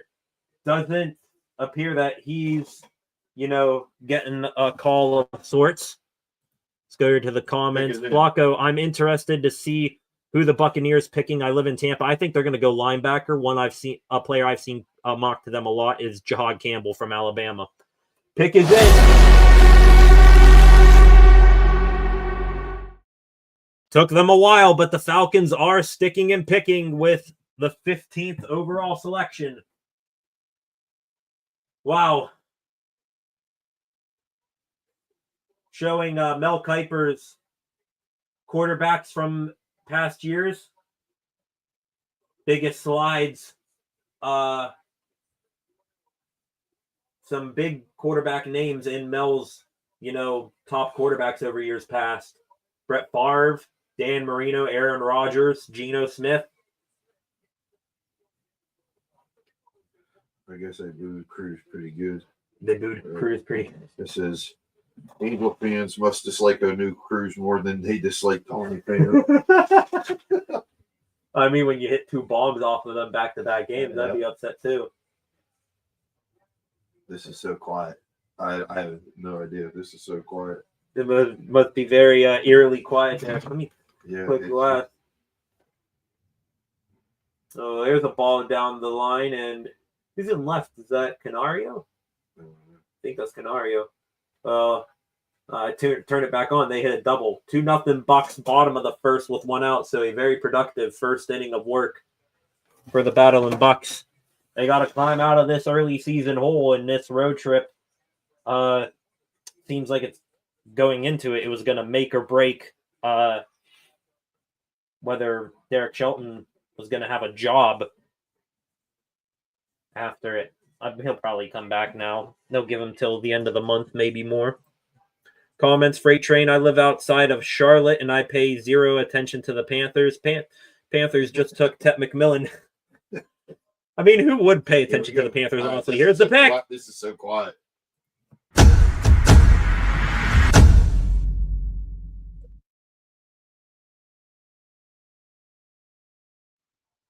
And the video they just showed of Jalen Walker at his watch party of him being really non-enthusiastic He's enthusiastic now. There he is on the phone. Jalen Walker, linebacker from Georgia, number 15 overall to the Atlanta Falcons. Here's your first linebacker off the board. Not expecting too many linebackers. 2, 3 at most. Going to go in the first round here tonight. Let me go here. Let me give you some gospel here on Jalen Walker. Linebackers. Number 2 linebacker on my board. Excuse me. I do have Jahad Campbell from Alabama, slightly higher. But Jalen Walker, 21 years old from Salisbury, North Carolina. 6'1", 243 pounds, 32-inch arms, 10-inch hands. Ran a 4.5 flat at his pro day. Beyond that, did nothing else. 2024 season with the Georgia Bulldogs. 14 games played, 60 tackles, 37 solo, 11 TFLs, 6.5 sacks, 2 pass defenses, 2 fumble recoveries. In his career at UGA, 3 years, 43 games played, 89 tackles, 56 solo, 19 TFLs, 12.5 sacks, 3 pass defenses, and 2 fumble recoveries. Notable accolades, like I said earlier, for Michael Williams, a 2022 national champion with the Bulldogs. And then in 2024, he was a third-team AP All-American, a second-team All-SEC member, and he won the Butkus Award for Best College Linebacker. Jalen Walker throwing on the Atlanta Falcons hat. Some pros and cons for Walker: an elite hybrid of edge rusher and off-ball linebacker with good size to play both. His explosive first step in multiple directions gives him good closing burst to wherever the football goes. Great length, powerful upper body, deliver natural punches, stack blocks, and choke running lanes. His also blitz and rush abilities are athletic, and he rarely gets redirected a bunch by blockers. Some cons for him: still developing overall lateral quickness, anticipation, and instincts in pass coverage at middle linebacker.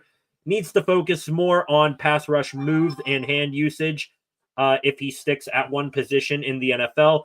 And he tends to run into blockers where he will most likely get manhandled instead of working around them. Player comps for Jalen Walker: Devin White, longtime Buccaneer linebacker. Nolan Smith, current linebacker for the Super Bowl champion Philadelphia Eagles. And I think another... I forget whether this guy's with the Buccaneers right now or not. Last year, linebacker Chris Braswell from Alabama. So, solid pick there for the Falcons. Arizona Cardinals are now on the clock. Pick is in. And let me hit on the clock.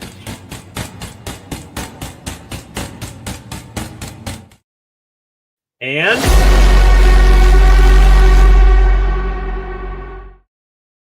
pick is in for the Falcons. They are high-fiving, Cardinals, excuse me.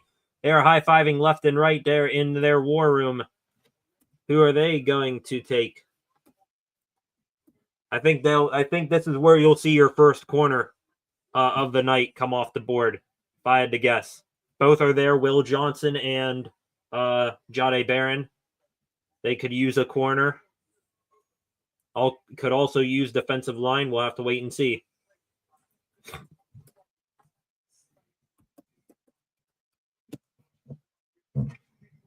There is your updated draft ticker. Let's go to the comments real quick. Freight train. I live out. Okay, I covered that one. Walker from close to Charlotte.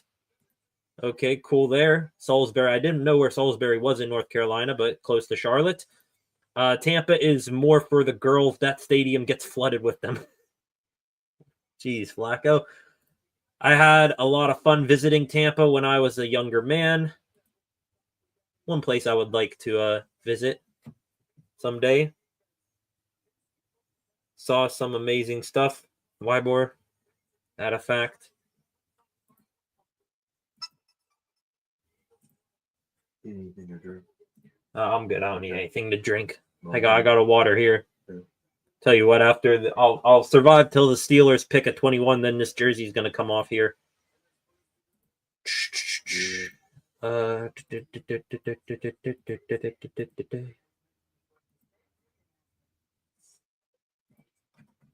we go.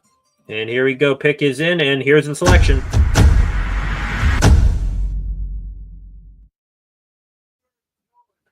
And there goes the second of the 3 defensive tackles for the Steelers. Walter Nolen, defensive tackle, Ole Miss. I think there was an Adam Schefter report I saw today that Nolen was going to go high. He wasn't going to hang around till when the Steelers were on the board. How high he was going to go was a question, but now we get our answer. Walter Nolen going to the Arizona Cardinals. Let me bring up Walter Nolen's stuff here. So Walter Nolen behind Mason Graham, the second best defensive tackle on my board. Sucks to see him go here. I also think Mike Tomlin really liked him. 21 years old from Powell, Tennessee. 6'4", 305, 32.5-inch arms, 9.5-inch hands. 4.95 40. Other than that, he did nothing. Like a lot of nothing during this pre-draft process. Did do 27 reps on the bench at his pro day.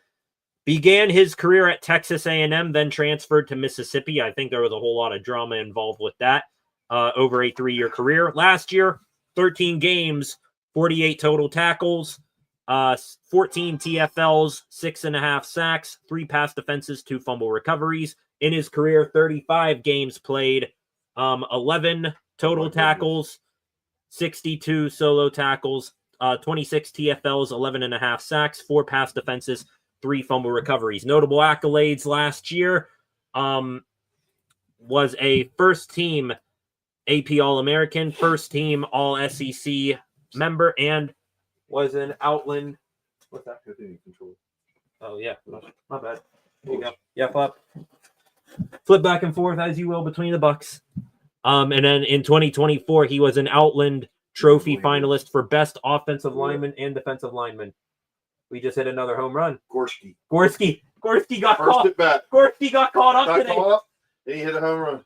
That's a home run in an elevator shaft there from Cruz. Yep. Matt Gorski for the Bucks.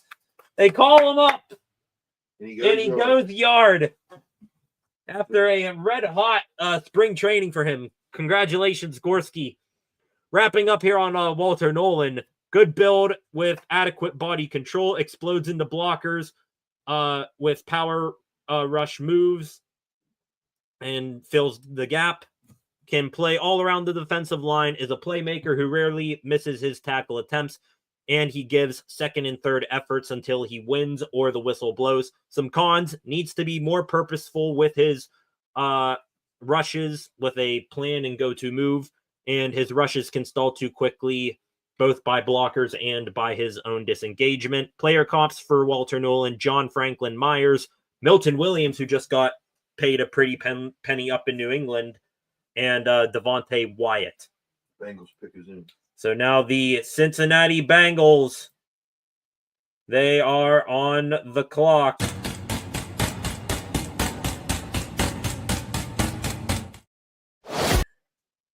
Pick is in. Maybe. He knew as soon as he swung the bat, too. There you go. I added that. Defensive tackle Walter Nolen. Now the Bengals on the clock.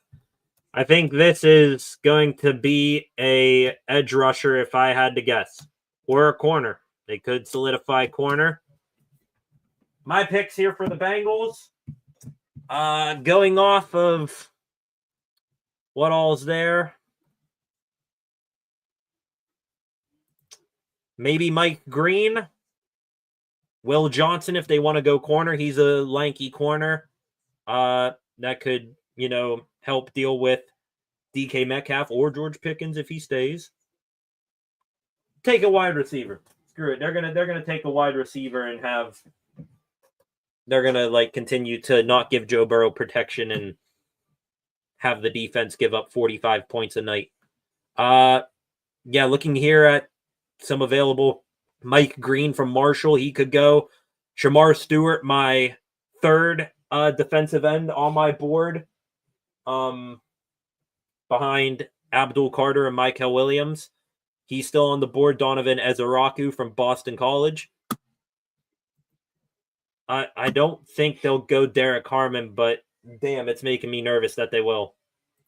Will Johnson, in my opinion, yeah, Flacco, I agree there. Somebody on defense. I don't think there's any way that they go offense here. It'd be absolutely insane if they go offense here.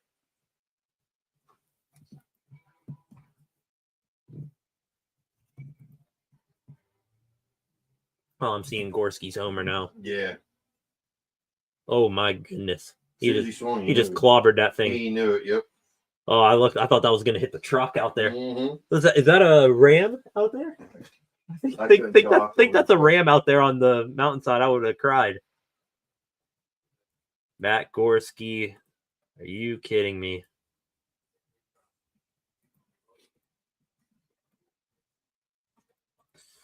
Okay, waiting on the Bungles. Mess it up. This one's quiet too. Mess it up. This one is quiet as all go too. Oh, you're not seeing it on you? No.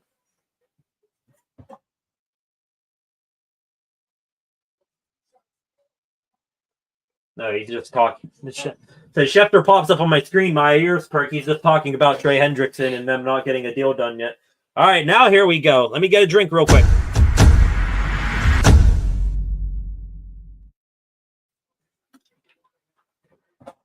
Here comes Mr. Goodall. Oh, excuse me. Comments here. They re-signed Zach Moss for chump change, so no running back. Never know. Omarion Hampton's still there. Here we go. Mess it up.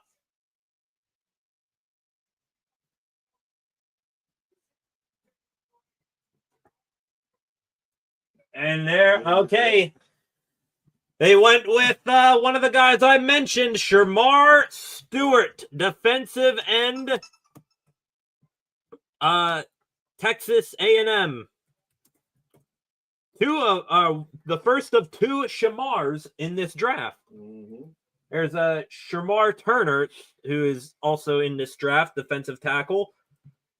But Shamar Stewart is the pick for the Bengals. They go with the flashy pick here. Let me go here. Shamar Stewart from Texas A&M.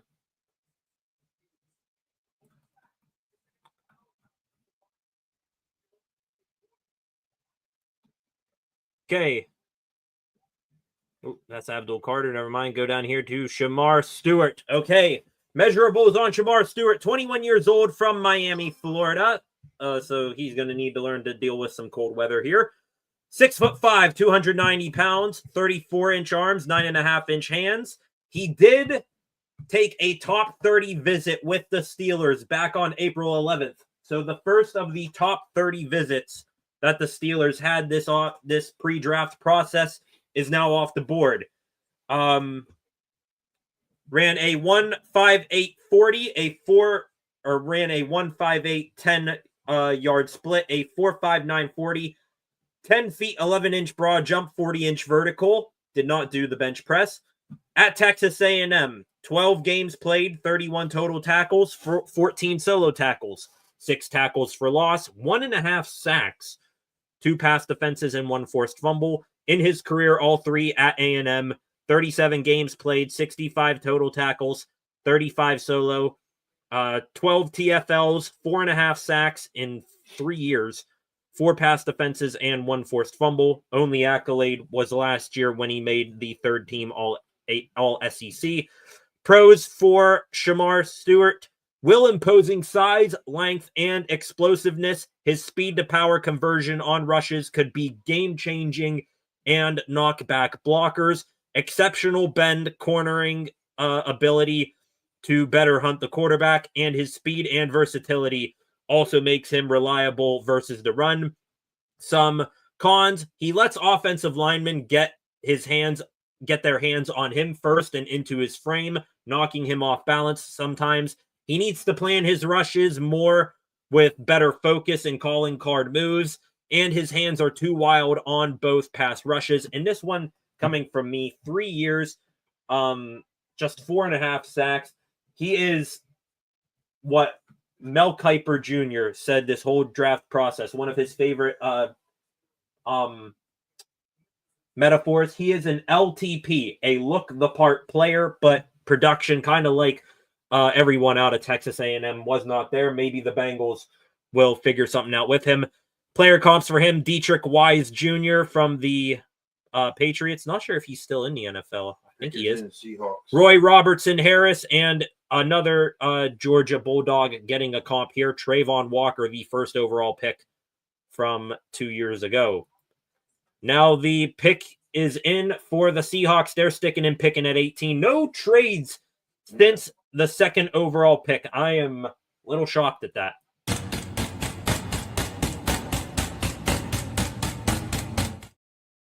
And the pick is in.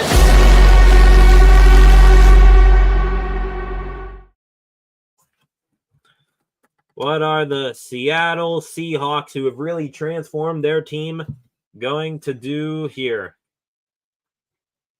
Geno Smith, DK Metcalf, Tyler Lockett out, Sam Darnold in, Cooper Kupp in. Could this be another wide receiver, maybe? Holy hell.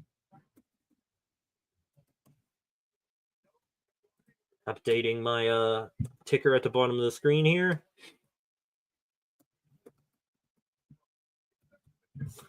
Here we go. So Walter Nolen and Shamar Stewart were the two most recent picks. Seattle Seahawks, their pick is in. And I think we're about ready to get an announcement.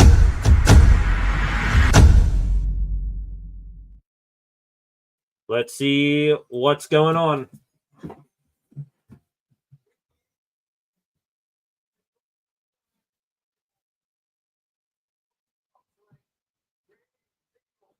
Okay.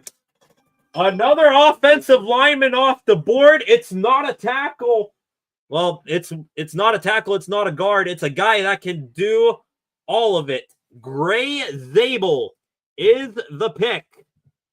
I think I have him as a tackle in my rankings here, but Gray Zabel going to the Seahawks. Versatility there gives them some help on their offensive line. Let me go here to Gray Zabel.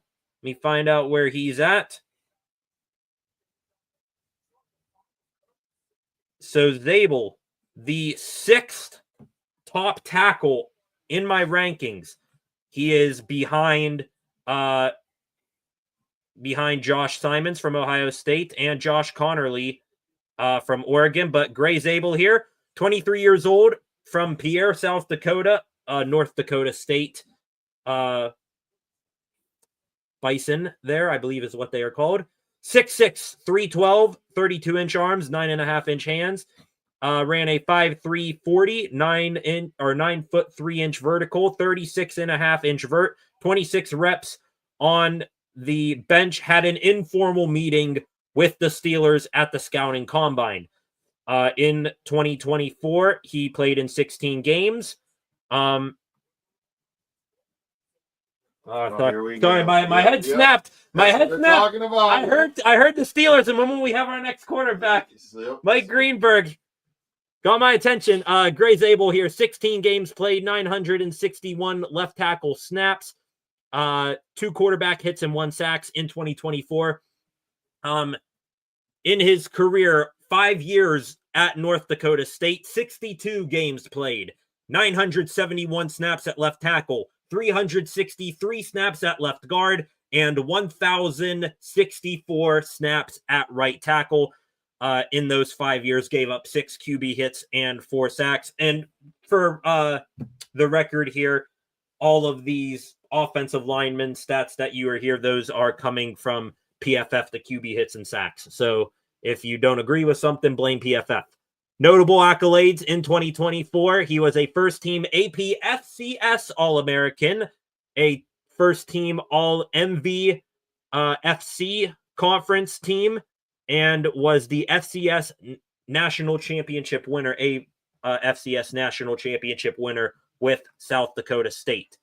Analysis on Gray Zabel, great athlete with experience at most offensive line positions, like I said. Despite his size, he has the flexibility to sink his hips and ankles to anchor well, and he has the leg drive and core strength to generate power and movement in man-on-man scenarios. Cons for him: small hands, short arms, makes it extremely tough to hold blocks. Hands will slide off target as a run blocker against powerful opponents. Comps for him: another versatile player who came out of the draft a couple of years ago, Graham Barton and Darian Kennard.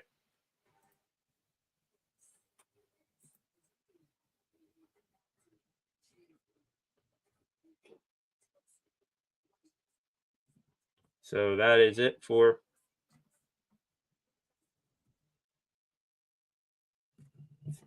Yeah, let me switch things up here for a second.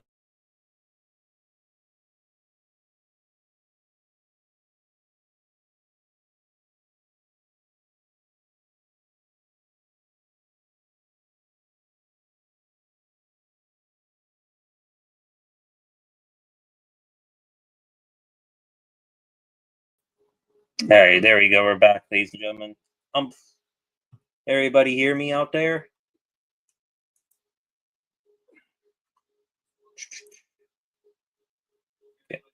Yeah, you're working.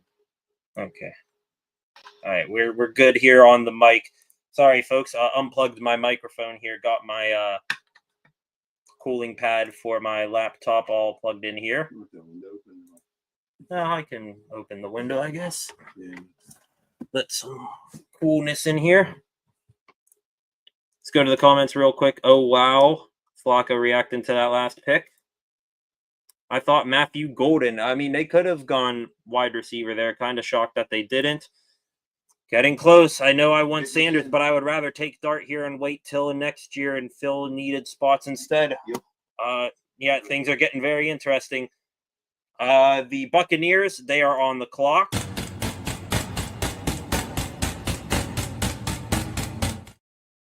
Their pick is in.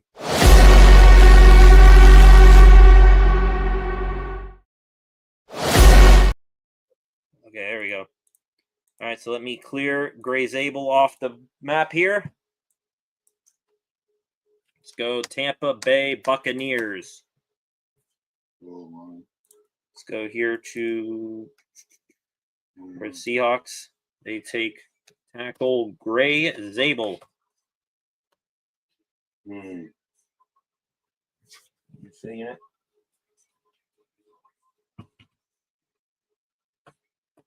My dad's giving me noises over here. Something's up with this pick. They are both going to be there at 21. We'll see. I believe this. Yeah. Like, people are like, this has been like sort of thing in the Steelers facility.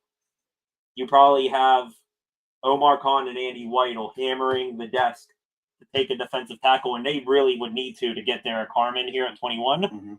And I bet Tomlin, he's there in their ear whispering about getting Shedeur Sanders. There's Dion. Mm-hmm. There's Prime. All right, after this pick, agree? Phones down. Okay. We'll give our general reaction. What is? Oh, that's not that's Dion. That's one of those oversized hats. I turned away for a second. I thought that was Dion with the oversized jumbo hats. All right, pick is in for the Buccaneers. Here they go.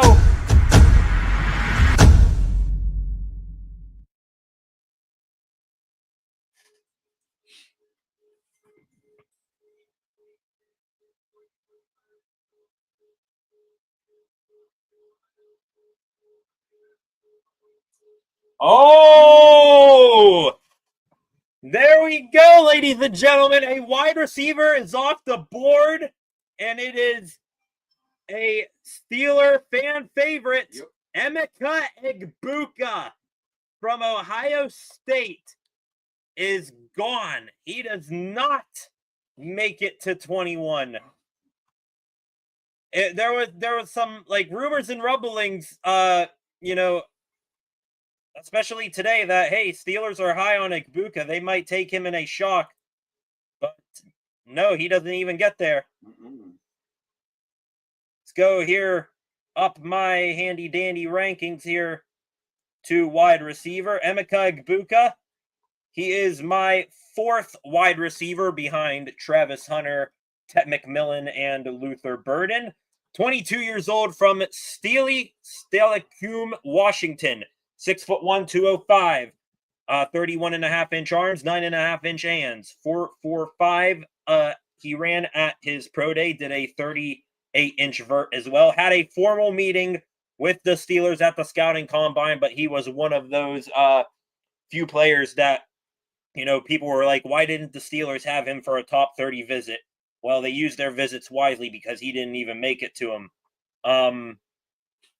Egbuka at Ohio State, the Ohio State last year, 16 games played, 81 receptions, 1,011 yards, 10 receiving touchdowns.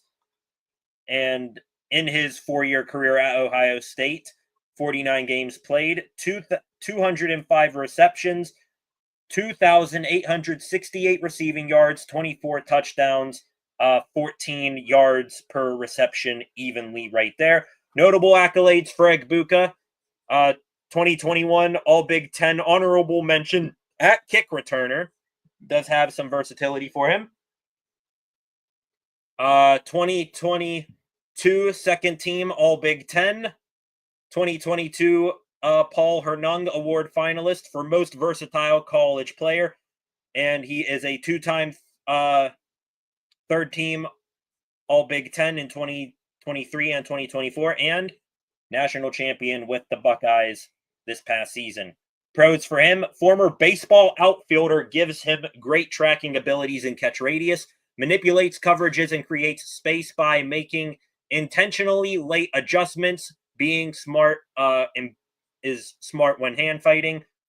Professional wide receiver IQ, makes breaks on time, works back to the QB and double taps near the sidelines, and he provides some special teams abilities as well. Like I just said, it was an honorable mention in the All Big Ten at kick returner. Cons for him: average early separation and quickness with average speed, and he is easily redirected and jolted by press coverage. Player comps for him: Ohio State, former Ohio State Buckeye, Jackson Smith-Njigba, and a newer, one of the more recent draft picks.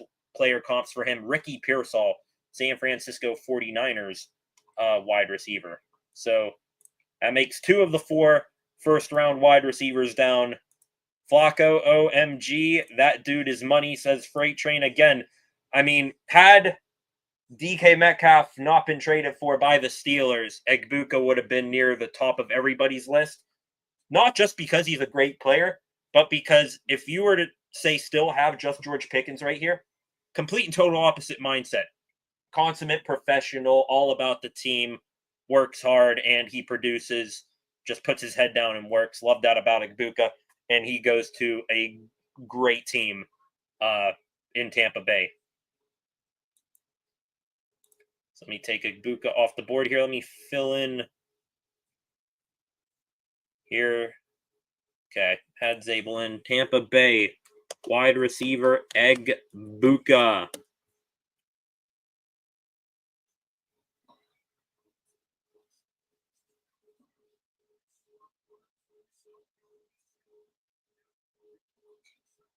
So now Denver is on the clock, and they are taking things down here. They are 1 minute and 10 seconds away from their time being up. Looking at how things are going here, could this be where Omarion Hampton goes off the board like many think? We'll have to see what's up here. Hampton is still there. Let me go through here all the prospects. Mike Green, edge rusher, is still there. Not sure how much Denver needs an edge rusher. Luther Burden is there for wide receiver. Jahdae Barron and Will Johnson are there, 2 corners. Don't think they're going to take a corner. They have Pat Surtain and Riley Moss. Pick is in for the Broncos.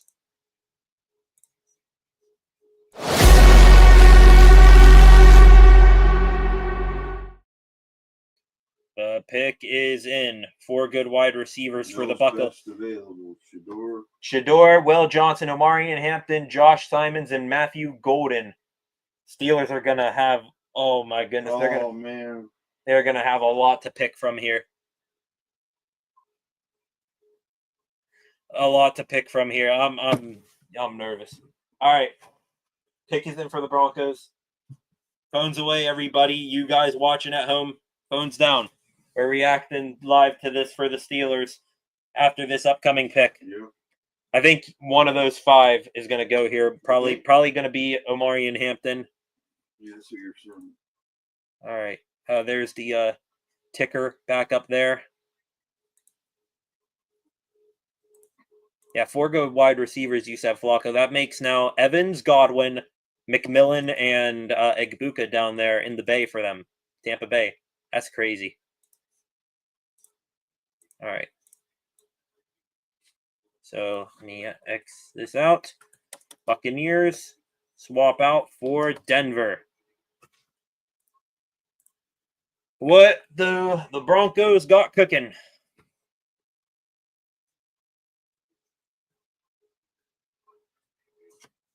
Here we go. Here's the pick.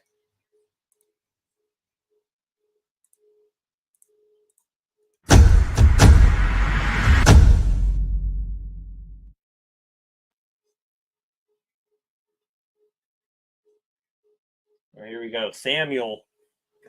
Make-A-Wish. There we go. There you go. There.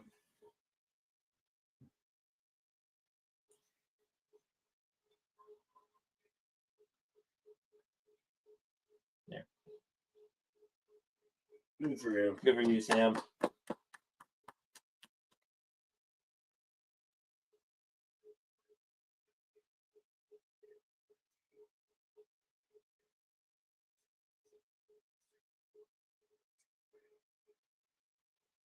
Here we go. Here's the pick now.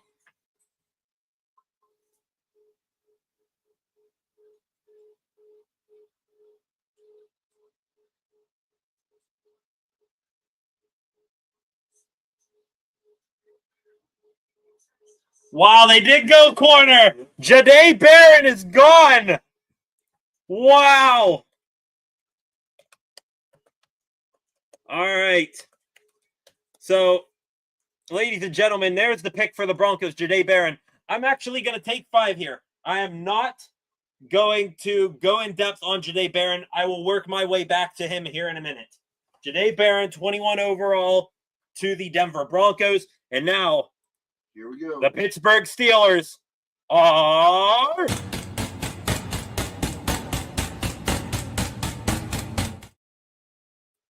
Holy hell, I'm nervous. All right. Yeah. There's so much there. Now's the time to trade down. I think Omarion Hampton, Will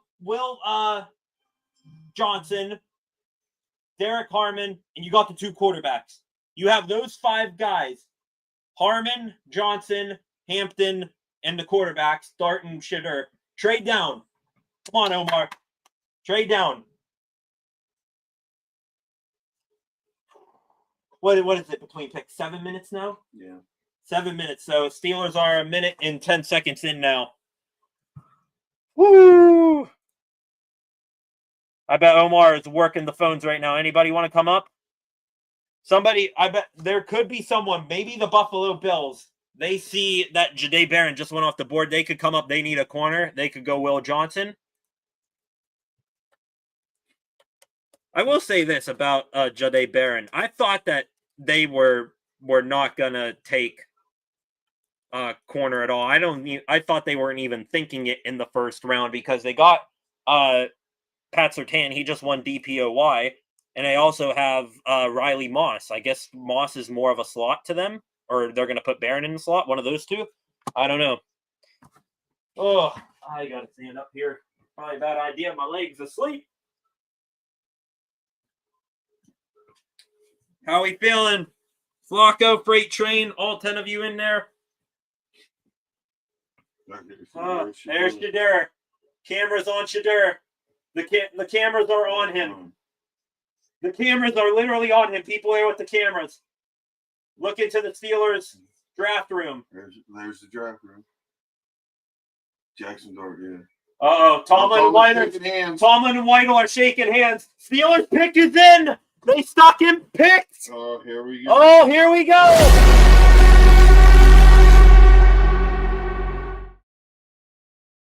Pick is in. Flacco, I agree. I'm so nervous. Oh. So they got the camera on Jaxson Dart's watch party now. Didn't seem like much action was there. Oh, and here we go.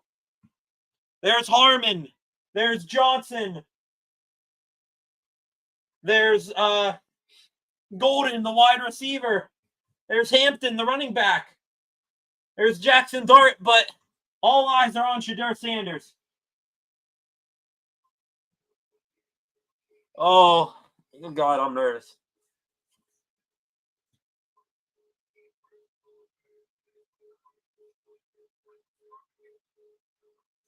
Oh, boy. No. Pick is in. Here we go.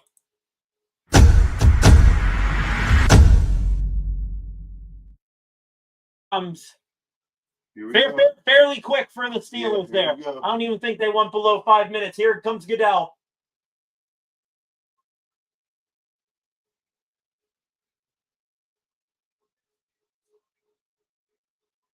Whoa! Derrick Harmon! They did not take Shedeur! Oh my goodness! Oh wow! Derrick Harmon! Ladies and gentlemen! Oh my goodness!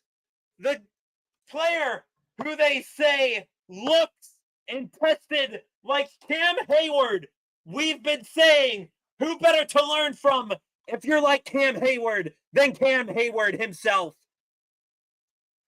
Oh my goodness. They passed on Dart. They passed on Shedeur. They passed on Matthew Golden. They passed on Omarion Hampton, the running back. Wow. Insane. And there is the final of the top 4 defensive tackles. The Steelers, after all, even though the quarterback's there, they do go defensive line to plug the run.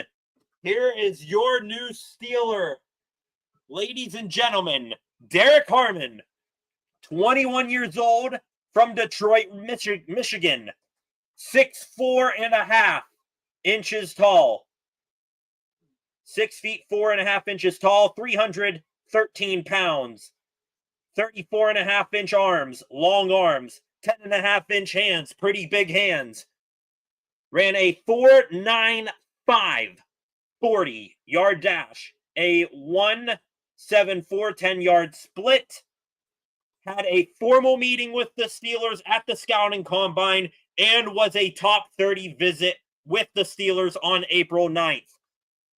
2024 season at Oregon, 14 games, 45 tackles, 27 solo, 11 tackles for loss, 5 sacks, 4 pass defenses, 2 forced fumbles, and 2 fumble recoveries. In his career, started out at Michigan State, then transferred to Oregon for his last of his 4 years. 42 games played, 116 total tackles, 51 solo tackles, 18 tackles for loss, 8.5 sacks, 6 pass defenses, 3 forced fumbles, 3 fumble recoveries. Notable accolades for Harmon was a 2024 second-team Associated Press All-American and made the third All-Big Ten team, third-team All-Big Ten. Pros for Harmon: has the great size, arm length, and speed to do many different things and be hard to move. Fast and powerful punch to stall a block and take control of what happens next.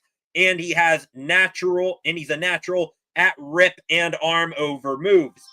Cons for him, one big con I have here, has a top-heavy frame, light lower body with tight hips that has him lose leverage from time to time and limits tight turns. Player comps, even though I said he tested and looks like Cam Heyward in his build, his comps, Daquan Jones, defensive tackle for the Buffalo Bills, Christian Barmore, defensive tackle for the New England Patriots, and a defensive tackle last year or 2 years ago to the New Orleans Saints, Brian Bresee. Whew! They do not take Shedeur. They do not take Dart. Your sister's so wrong. Johnson was there. He was, way up on my boards. Omarion Hampton as well. Dude is a beast. Absolutely freight train. The Steelers beef up the D-line. And, wow. I thought for sure Tomlin was going to get in Omar and Andy's ear and please take Shedeur. Steelers, in all honesty, made the right call. The Steelers got a duck. Trenches. Andy Weidel, Omar Khan.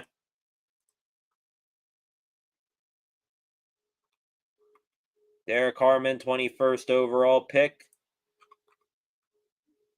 Reaction seems very, very positive on Twitter right now.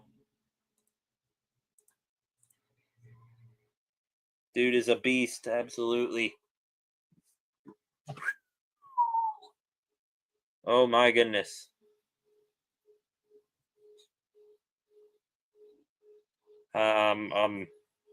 Yeah, wow. All right. Let's move on. Hello, everybody. Say hello to my beautiful dogs, everybody. This right here, this is Leia. She's the baby. Hi, Leia. And then we have another little dog here, Pomsky, Chase. Hi, Chase. He's underneath the desk. And then this is my big boy, Riker. Hope you guys are greeting yourself to the world. Hi. Hi, hello. Hello, you too. All right. Okay. You guys be good. Please don't chew on anything. I'm happy with it. Blocko said good stuff indeed. All right. Real quick, said I was going to do this, but I'll go back and do it now. Real quick, LA Chargers, they're still on the clock, 22 overall, and they're still counting down. They have not made their pick yet. Let me go here. Where are the corners? Corners. Right here. So back to Jahdae Barron, who went 20th to the Denver Broncos. He was my number 3 corner on the board, 23-year-old from Austin, Texas, 5'11", 200 pounds, 29.5-inch arms, 9.5-inch hands. Ran a 1.5, 10-inch or 10-yard split at the combine, 4.39 40, very fast. 10.3 broad jump, 35-inch vertical. Did have a formal meeting with the Steelers at the scouting combine. Did Barron at Texas, 5 years. I'll go over what he did in his career. 57 games played, 226 total tackles, 2 sacks, 24 pass defenses, 8 INTs, and 3 fumble recoveries. Notable accolades: 2022 All Big 12 honorable mention, 2023 second team All Big 10. And then in 2024, Barron, hell of a season.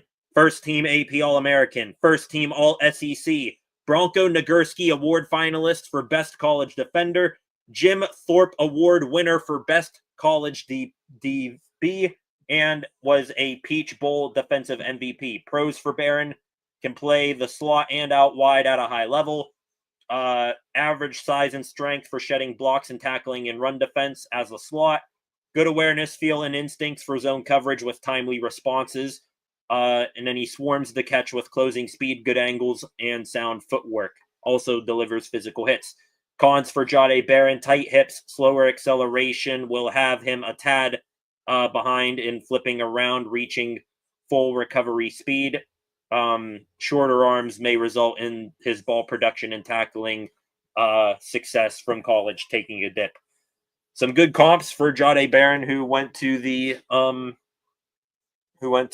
Broncos: Stephon Gilmore, Tyke Smith, and Roger McCreary. Stephon Gilmore, a former Defensive Player of the Year.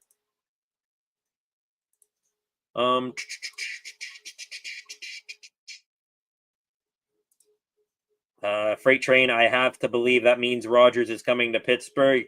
Looking more likely than not with them not taking Shedeur, but who knows? Maybe they have a trick up their sleeve to trade back in.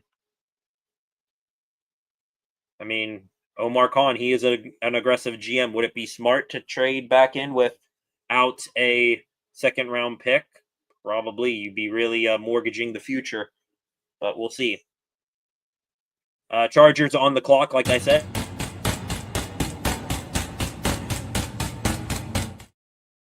Their pick is in.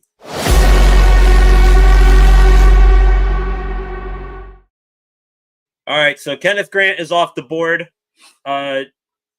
Mason Graham's off the board, and Colston Loveland is off the board. That leaves one Michigan Wolverine for Jim Harbaugh to take, and that is Will Johnson, the corner. And I think that could be their pick here. They let Asante Samuel walk in free agency. I don't know who else is left on their team at corner. They still got Derwin James as a safety.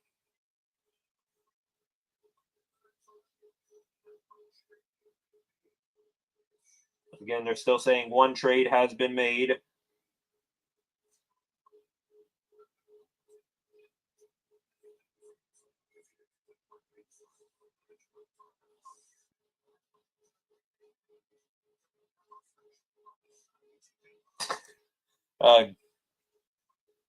Get this from Bailey. My sister wanted Jaxson Dart so bad. I'm never watching another Steelers game again. Here we go. Here's the pick.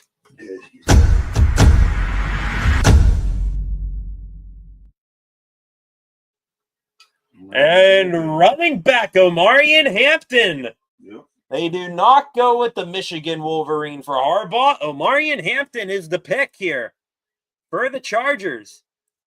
That's a good pick for them, honestly. They let J.K. Dobbins walk, but hey, Najee, good luck being the second back in that room. That tells you that they are really trustworthy of Najee Harris. Right there, that pick. All right. Let's go back here to the offensive rankings. And here's the running backs. Omarion Hampton, K, the second running back in my rankings from North Carolina. 22 years old from Clayton, North Carolina. 6 feet even, 221. Good size for a running back. 30.5-inch arms, 9.5-inch hands. 154, 10-yard split, 4.46 40.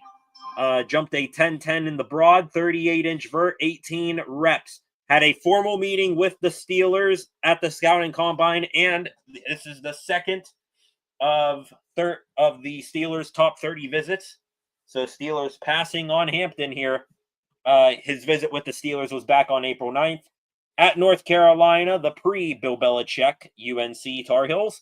12 games played, 281 carries, 1,660 rushing yards. 15 rushing touchdowns, 38 receptions, 373 reception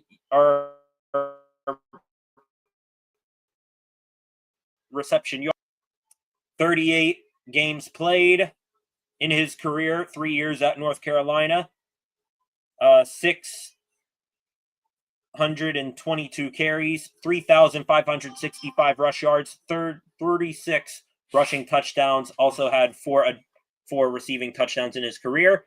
Notable accolades. Two-time second-team AP All-American, two-time first-team All-ACC, two-time Doak Walker Award finalist for Best College Running Back. All of those three things coming in 2023 and 2024. Pros for him, perfect build and physique for an NFL running back. Freakish sudden movements and change of direction for his size. Not only does he only break through, but welcomes contact on runs and in pass protection. Reliable pass catcher in many facets. His one flaw I have here, impatient waiting for blocks to set up and has run into the back of linemen before. Impatient for blocks to set up, yeah. Player comps for him, reason why, Hampton, I thought he could go. First comp I have for him, Rashard Mendenhall. Former Steeler running back, Omarion Hampton's comp, one of them I saw. Others, Ramondre Stevenson, running back for the New England Patriots, and Tank Bigsby, running back for the Jacksonville Jaguars. And now, the master of ceremonies, the host city, the hometown team, Green Bay Packers, are on the clock. 4 minutes left now. They have not submitted their pick yet. So we'll see what Green Bay will do here. Let me update the Tron at the bottom of the screen real quick. So Denver took Barron. Steelers taking defensive tackle Derrick Harmon. Love the pick. Invest in the line. Homer Khan said they had opportunities to trade down, but they weren't going to trade away from Derrick Harmon. Mark Tomlin said Harmon has Steelers DNA.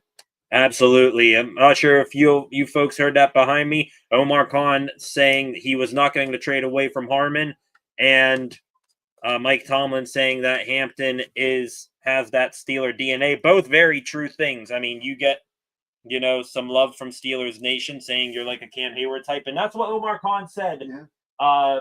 Before he said that they were going to look to trade down, but that they weren't going to trade away from a player that they really, really loved. Harmon was indeed that.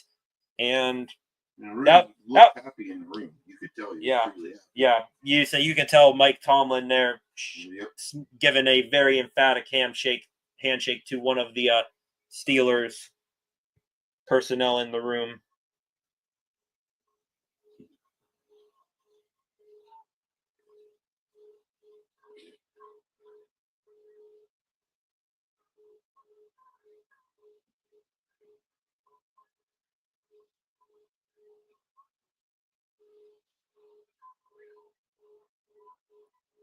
They're already talking to the media about. Yeah, they're already talking to me. I will be watching that here after tonight's festivities are over. 93.7, and he has Steeler DNA. Yep, indeed. Now hitting the 2-minute mark and still nothing for the Packers. They working on a trade? I said they're taking calls just like 3-3-3 in the Pirates Angels game. Is it? Yep. So they've blown a 3-0 lead. Yeah.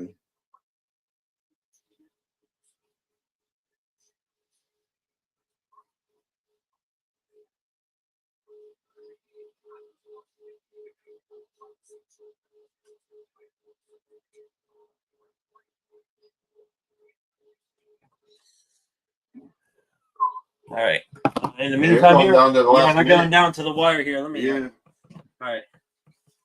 I survived to the Steelers pick. Thank you, Mink. Let me put you up here like so. Mink. And there we go. Now the pick is in.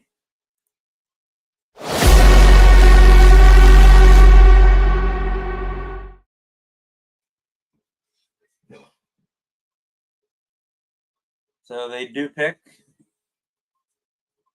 Maybe if I just say it enough, it'll actually happen. This is where Will Johnson from Michigan goes. The Packers have been at odds end with Jair Alexander, their current top corner. he could be on his way out. Why not get a young guy in there to eventually be his replacement? Dude, oh, he's getting my eyes.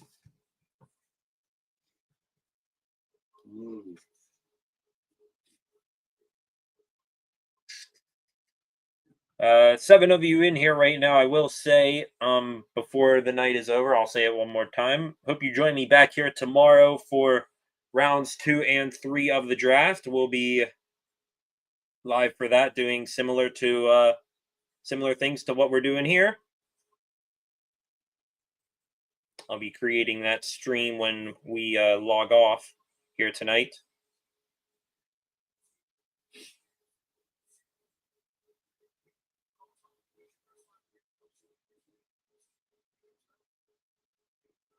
All right, here we go. Here we go. Here comes the pick for the Packers.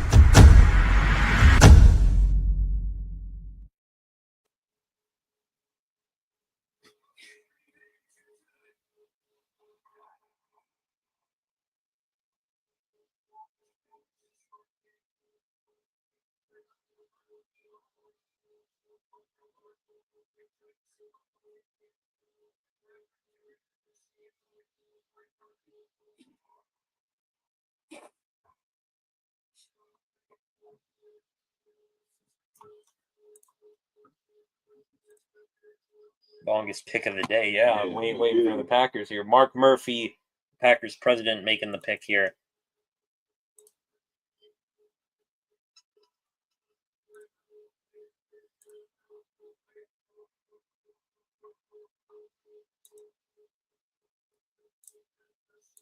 Here we go.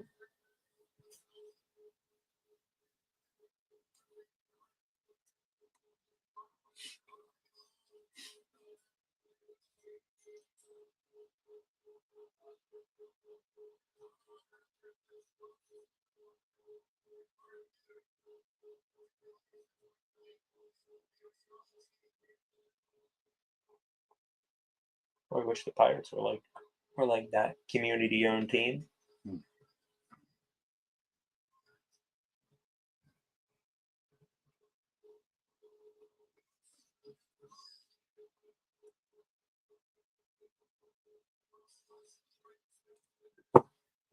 Oh my goodness.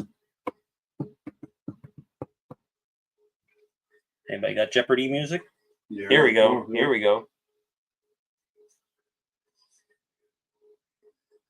Yeah, pre-Super Bowl era there. Whatever. Oh my God, announce the name! Yeah, okay, let's go. Wow, okay. Ooh. Wide receiver, the streak is over! Yep. The Green Bay Packers, for the first time since like 2003 or something, have taken a first-round wide receiver. Matthew Golden.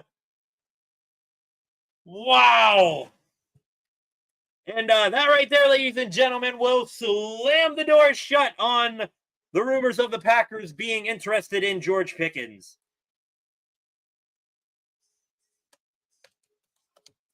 Matthew Golden, wide receiver from Texas.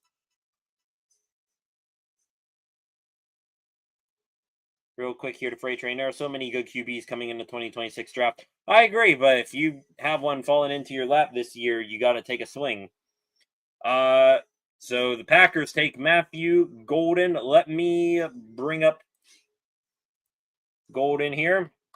Don't need to go far here. Matthew Golden, wide receiver from Texas. Number 5 wide receiver on my board. And you can arrange the, aside from Travis Hunter, the top 4 wide receivers in this draft however you like. But Matthew Golden, 21 years old, from Houston, Texas. 5'11", 195, 30.5-inch arms, 9.5-inch hands. Ran one of the fastest 40s in this year's draft class, a 4.29 40 with a 1.49 10-yard split. Had a formal meeting with the Steelers at the scouting combine and was a top 30 visit with the Steelers on April 3rd. So that makes back-to-back 30 visits for the Steelers going off, 3 in total.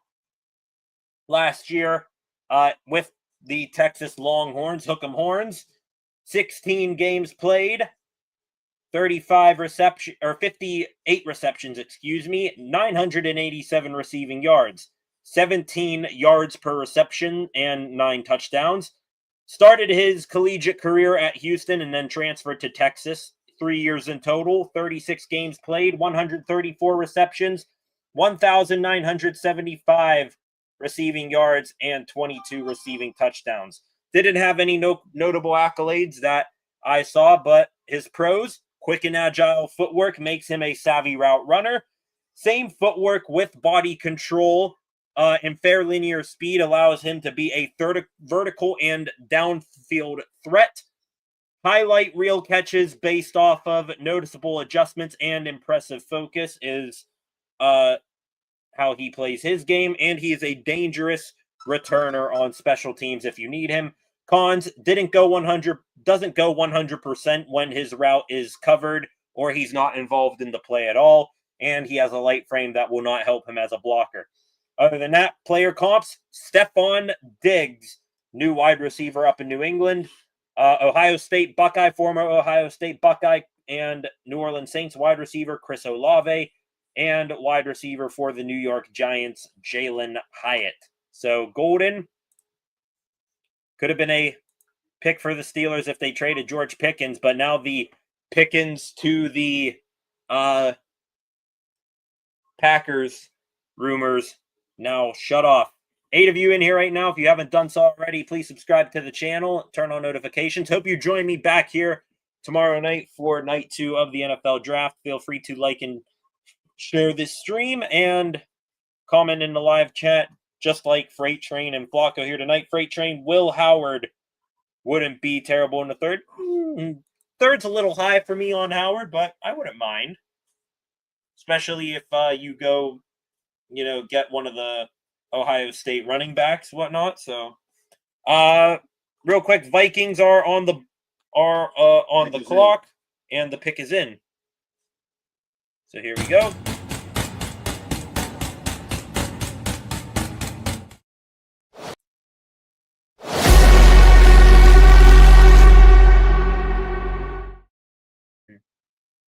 Yep, and the pick is in here, waiting for the Vikings to make their pick. Just around 1 here tonight. So we got almost there. Pick 24 of 32.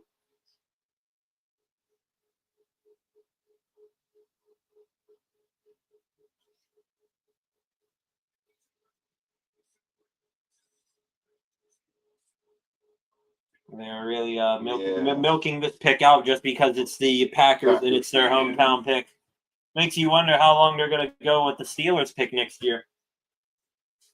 With a special announcement to make the selection for the Pittsburgh Steelers, one of the greatest owners in sports history, to make the pick for the Steelers, Pittsburgh Pirates owner Bob Nutting.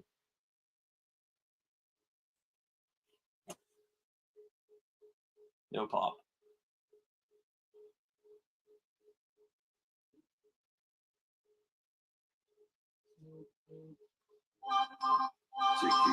Oh, I can't pick it. Like, Gorski's number 62. Mm-hmm. I didn't see his number. All right, here we go. Here's the pick for the...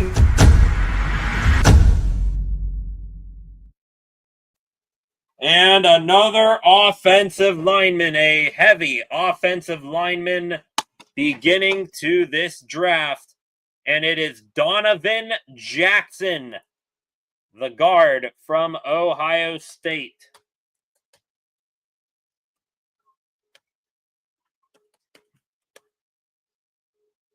Oh my goodness, ladies and gentlemen, breaking news, we got a trade!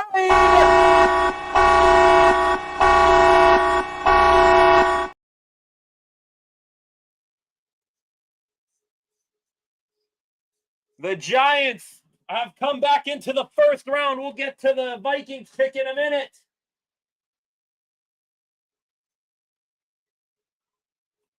They have come back, presumably for a quarterback, Is it Dart or is it Sanders? That's the question. Joe Shane, the Giants general manager, being aggressive here. They already have 3 quarterbacks. Russell Wilson, Jameis Winston, and Tommy DeVito. None of those guys long-term options. Oh, boy. There's the Minnesota Vikings pick. For now, I'll come back and do a deep dive on him. There is the view of Shedeur Sanders. Not seeing anything yet. Any reactions yet from his camp? Nope. There's Jaxson Dart. He's standing. He's getting a sidearm hug from what I assume is his mother right now, but he doesn't have a phone with him. Nope. Neither quarterback. You couldn't really see Dart, but neither quarterback overly. Now he's giving hugs to everyone. He does have 2 cell phones in his hand. Wonder if he already got the call. Oh, boy. Is it going to be Dart? Is it going to be Sanders? Trade? Shedeur? Trevion? Oh, that's one I could have thought of. Trevion Henderson, running back Ohio State, maybe? And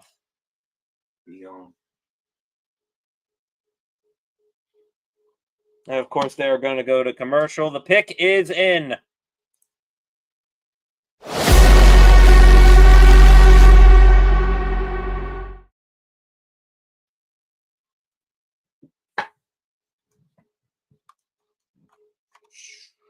Here we go. Well, I guess they're not going to make the pick yet, so I will breeze through Donovan Jones here on the rankings here. Let me go real quick. Donovan Jackson, where are you? The newest Minnesota Viking. Okay, here we are. Okay, here we go. Donovan Jackson, I have him listed as a guard in my rankings. Second guard on my board. 22 years old from Cypress, Texas. 6'4", 315, 33.5-inch arms, 10-inch hands. Ran a 5'2" flat 40, 8 feet 11-inch broad jump, 32.5-inch vert, 32 reps. Whopping 32 reps on the bench. At Ohio State, 4 years, 14 games played last year. Played 286 snaps at left guard until Josh Simons, the tackle from Ohio State, got injured. He's still on the draft board right now. Then Jackson swapped over to left tackle, played 529 snaps there. Gave up 5 quarterback hits and 2 sacks in 2024. In his career at Ohio State, 4 years, 51 games, just under 2,000 left guard snaps, and just over 500 left tackle snaps, his only left tackle experience last year.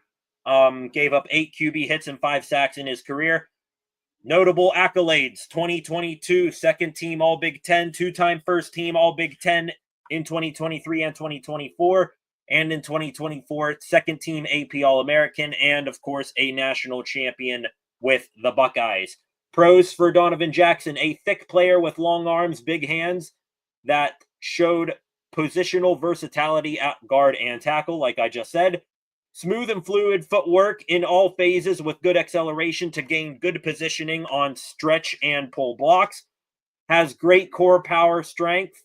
Has great core power and length, among a few other qualities, to not only stop and survive bull rushes, but deliver the thump to rushers and sustains blocks. Couple cons for Jackson: lateral quickness and agility is a tad slow, which can be taken advantage of by speedier rushers, and he needs to show better poise and gain better leverage when working at the second level. Pro comps for him: Wyatt Teller, all-pro guard for the Cleveland Browns, and Jalen Mayfield from the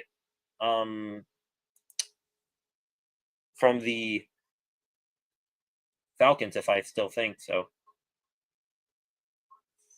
Giants pick is still, and we're waiting for them to announce it here on ESPN. showing Shedeur Sanders again having a very straight ahead at this massive TV screen there. And there's Jaxson Dart sitting with his dad. Dart shaking his head. I think we know where this pick's going, ladies and gentlemen. I think we know where this is going. And how about this, ladies and gentlemen? We have another trade.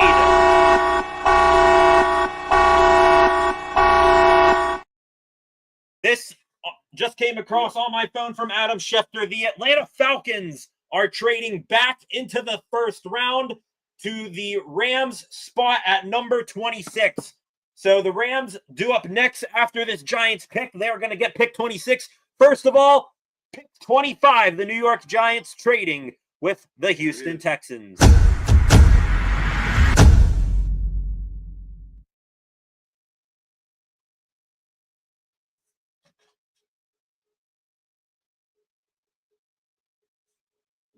And there he goes.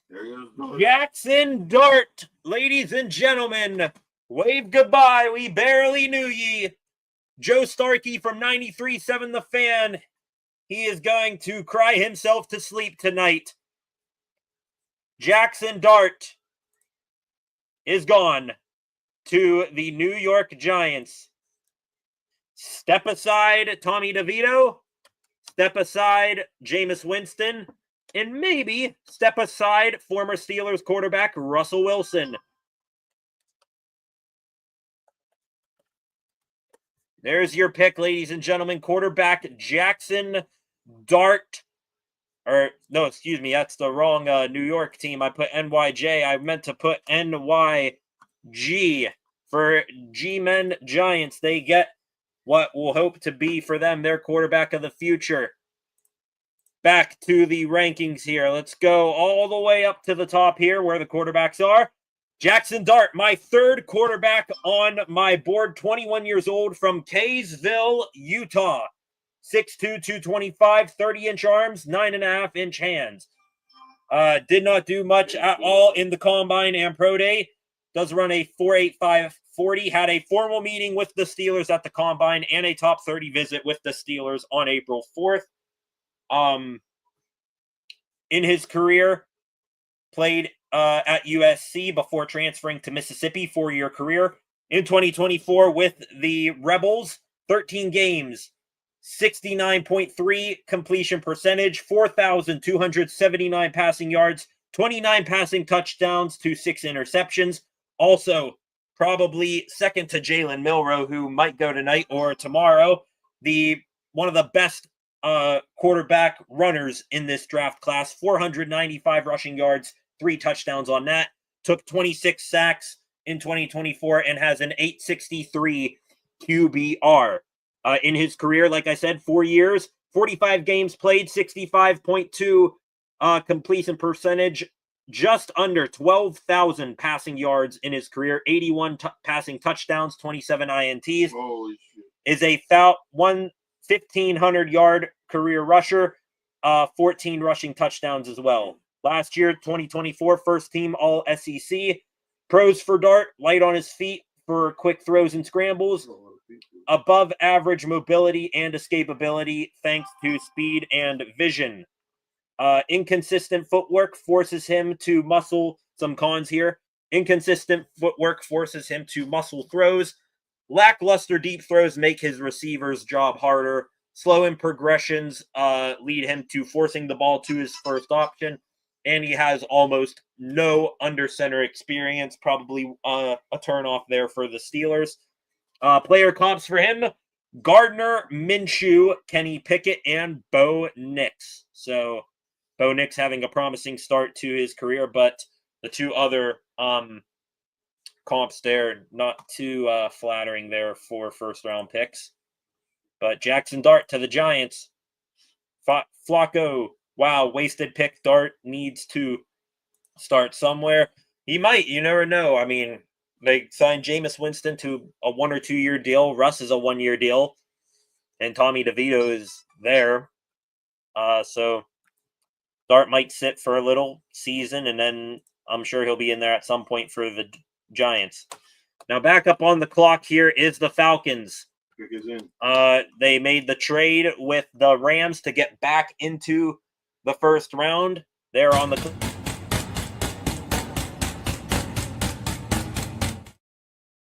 in.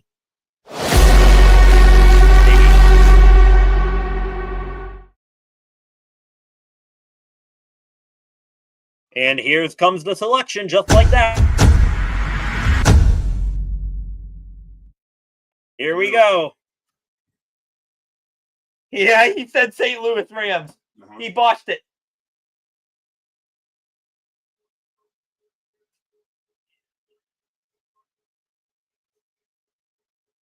Whoa.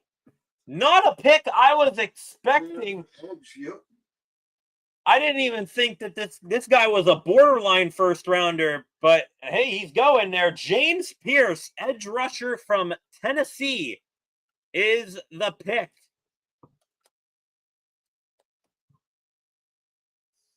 Yeah, this is unreal. So defensive end James Pierce to the Falcons. The Falcons earlier taking linebacker with Jalen Walker at 15. They invest in defense again. Flacco, what? That's what I'm saying. Yeah. Defensive end James Pierce Jr. Trade details here. Falcons 26th overall pick and a third round pick this year coming to them. They traded away, or the Rams got a second round pick, a fourth, and a seventh, I think, something like that. So moved up for that. That's what I'm saying, Flacco. Wow. I mean, there are other edge rushers there. Mike Green was there. Donovan Ezaraco from Boston College was there. Like, okay, cool. You went defensive end, but there were better ones than that, in my opinion. Let's go here to defensive end. So where do I have James Pierce?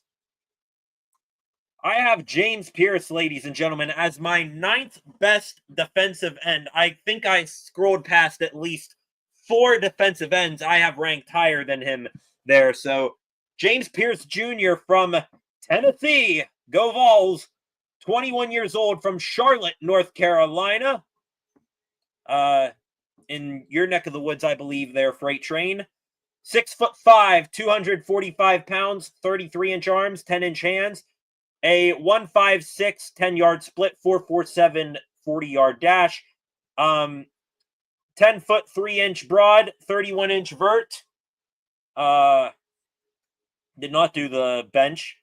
At Tennessee for 3 years. 2024, 13 games played, 38 total tackles, 23 solo, 13 tackles for loss, 7.5 sacks, and then 1 pass defense, forced fumble, and fumble recovery apiece.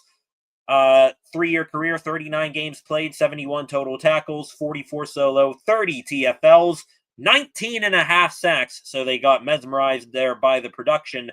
2 pass defenses, 3 forced fumbles, and 1 fumble recovery. Is a 2-time All-SEC member in 2023 and 2024. Pierce's strengths, very quick snap recognition, snap reaction, and explosive first steps to his rush. Lightning fast hands to punch and pull tight ends and neutralize the punches of offensive linemen. Nice speed to power conversion despite lower height, mass, and bend. And he has the speed and length to shoot out of his stance and run down ball carriers. 2 cons of his 2 weaknesses. Needs to put on a few pounds or risk getting put down a lot in the NFL. And he can't remove an offensive lineman's hands when they get on him, and he will get knocked off course. Player comps for him, Randy Gregory, the former Dallas Cowboy, and one time there for a brief stint, Denver Bronco. Current Raven. Ravens are on the clock here. Their pick is in. Get to that in a minute. Odafe Owe is another player comp. And Chop Robinson, who got drafted last year.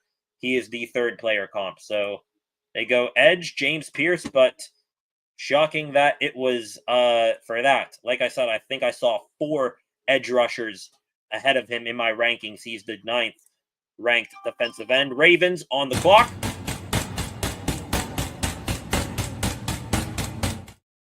And their pick is in.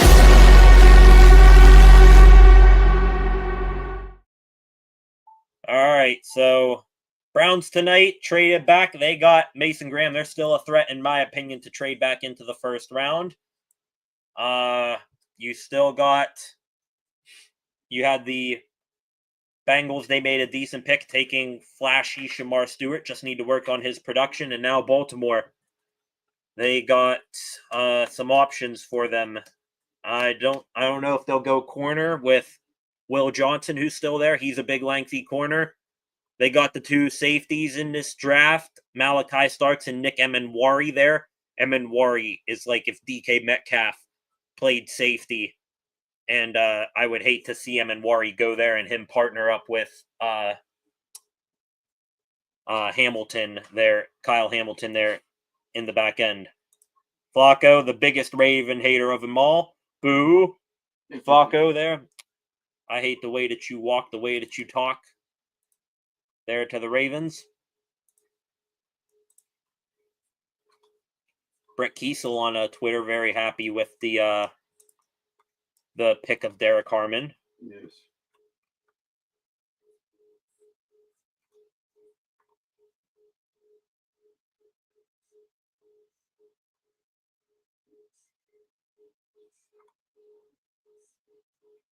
On the ESPN feed, I have the volume down so I don't get copyright striked, but former Pitt great Louis Riddick, all the teams passing on Shedeur Sanders, this was after the Steelers pick, are taking a gamble, saying that Sanders could be Drew Brees or Tom Brady. Little over zealous there.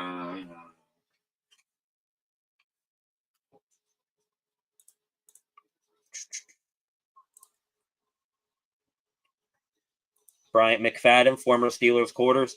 Steelers Nation, how we feeling about our first round pick? Love it. Love it. Take it.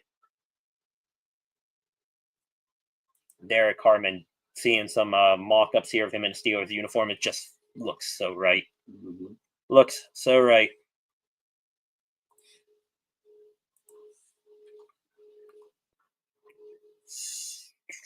All right. We're going to get the Ravens pick here. Do something stupid, Ravens, please.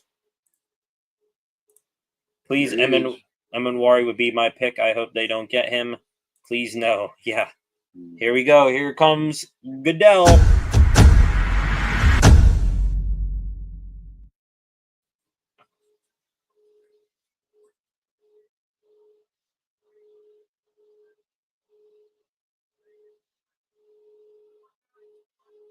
Okay, they do go safety. It's Malachi Starks. So they don't take Emenwari, the bigger of the two, but still no slouch there for Malachi Starks. He's a hell of a safety. Let me go here to my draft board. Safeties all the way down at the bottom, near the bottom, where the safety's at, and there they are. So Malachi Starks, my second safety on my rankings. I do have Nick Emenwari, number 1. 21 years old from Jefferson, Georgia, 6'1", 205, 31.5-inch arms, 9.5-inch hands. Ran a 4.5 flat in the 40 with a 1.51 10-yard split, 33-inch vertical as well. At Georgia last year, 14 games played, 77 total tackles, 52 of those solo, 3 pass defenses, and 1 interception. In his career at UGA, down there in Athens, 43 games played over 3 years, 197 total tackles, and 127 solo tackles, 17 pass defenses, 6 interceptions. Notable accolades. Came onto the scene with some, trying to find a word here, with some gusto, I should say. 2022 was his year. Sean Alexander, Freshman of the Year finalist, also a national champion winner in 2022. 2023 was his year, actually. First team AP All-American, first team All-SEC. 2023 Bronco Nagurski Award finalist for best college defender, and a two-time Jim Thorpe finalist for best college DB in 2023 and last year. Last year, second team AP All-American and All-SEC. Pros to Malachi Starks. Has the football IQ and athleticism to play multiple positions effectively and communicate with teammates. Sprinting background gives him blazing speed to cover deep routes with a large range, and he can recover if he gets beat. Locating abilities and body control and long arms make him a ball hawk threat at least allow him to get a PBU consistently. And he is a sound tackler when he is in the right position and balanced. 2 cons here for Malachi Starks: can be too aggressive or take the wrong pursuit angle to give up excessive yardage and touchdowns. He can also get fooled, and he made too many wrong judgments in coverage in 2024. Pro comps for him: Kevin Byard and Antonio Johnson. Good comp for him there with Kevin Byard. So the Ravens do get their safety.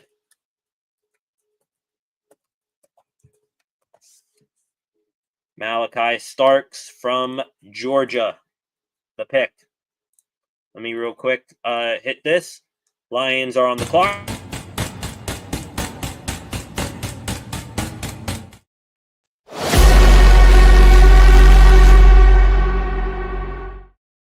Their pick is in, and they seem excited about it. So I am way behind here on the old.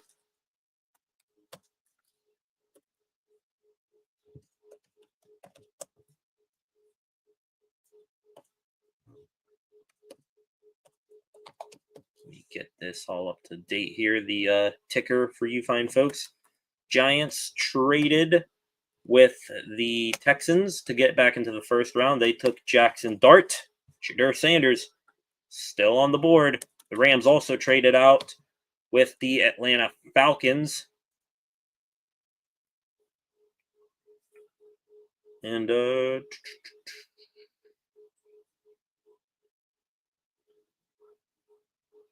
Falcons, they took Pierce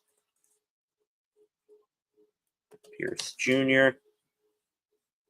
Now at pick 27, the Ravens, they took safety Malachi Starks. And now we're here with the Detroit Lions, waiting for their pick. That was a pointless trade for the Falcons. Jags had the best trade up. Jags did have the best trade up, but they gave up a lot. Falcons, Mike Green and Donovan Ezaraku are still there. I'm a little surprised at that. I thought Mike Green would be a first-round pick, but we'll see here. Maybe that changes here with the Lions. Gotta get a nice drink of water here. 10 of you in here right now.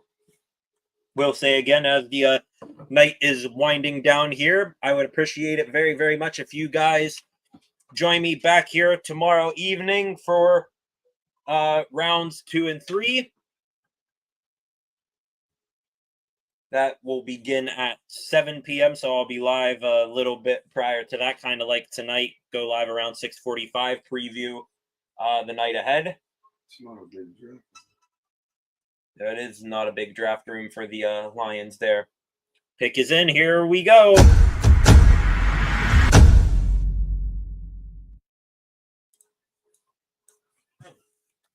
What do the Motor City Kitties have in store for us here?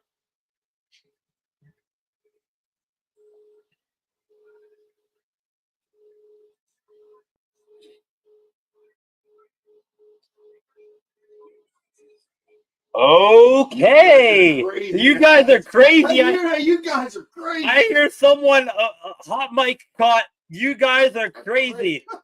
So they go defensive line. It is not, any of my top guys left on the board: Mike Green, Donovan Ezaraku, Darius Alexander. It's defensive tackle Tyleik Williams from Ohio State. You guys are crazy. Interior help. That's hilarious. Somebody there in Green Bay, a hot mic picked it up. Just, you guys are crazy. I don't even think before Goodell finishes getting out Ohio State. But, yeah. Interesting pick right there for the Motor City Kitty Detroit Lions. Tyleik Williams, 22 years old, from Manassas, Virginia, 6'3", 334, 32-inch arms, 10-inch hands, 4'6", 840.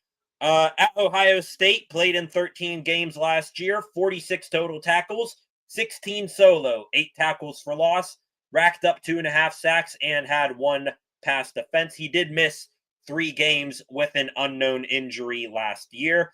In his career, 4 years at Ohio State, 51 games, 136 total tackles, 56 solo, 28 TFLs, 11.5 sacks, and 10 pass defenses. Notable accolades for Tyleik Williams. He is a 2-time All-Big Ten honorable mention in 2021 and 2022.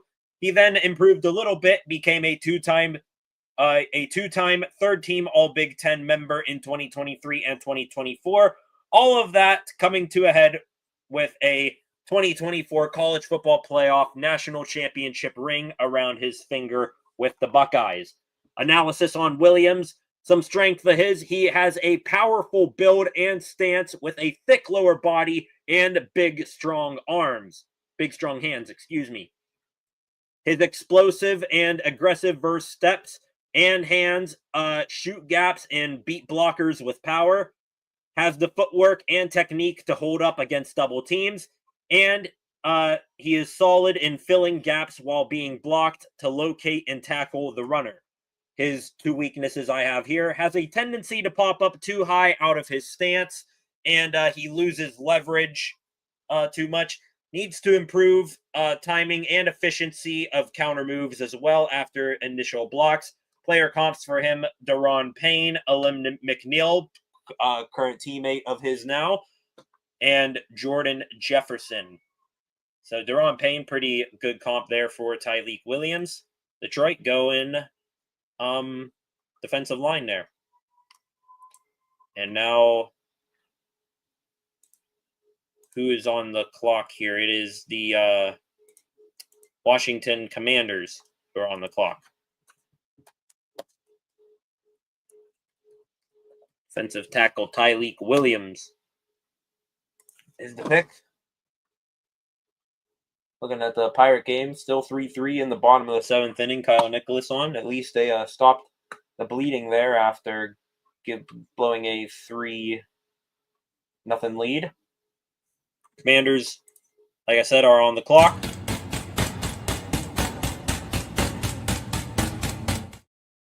And their pick is in.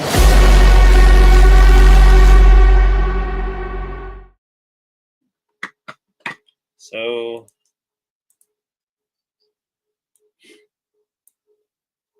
4 picks left, including the Commanders coming up here.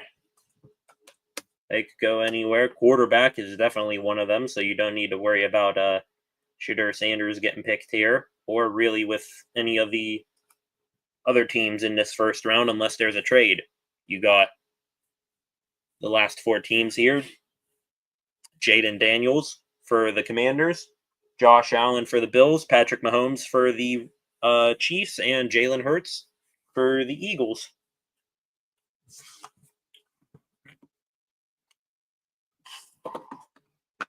Things are taking forever here. They're really milking this first round out. 11:20 here Eastern time. I was expecting to be on pick 31 or 32 by now. All right, ESPN. Back from commercial here. No commercials the rest of the night, please. Yes. Let's just go.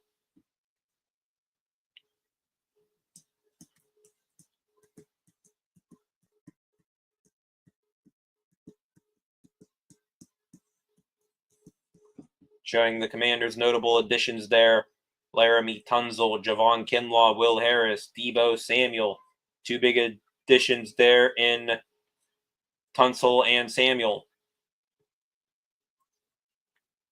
Wonder who will go here. Maybe looking at another defensive lineman if I had to guess. Jonathan Allen, one of their defensive tackles, signed with the Vikings this offseason, so they could go defensive tackle again. There's a shot at Mike Green, edge rusher from Marshall. He is irritated by the looks of it, waiting this long.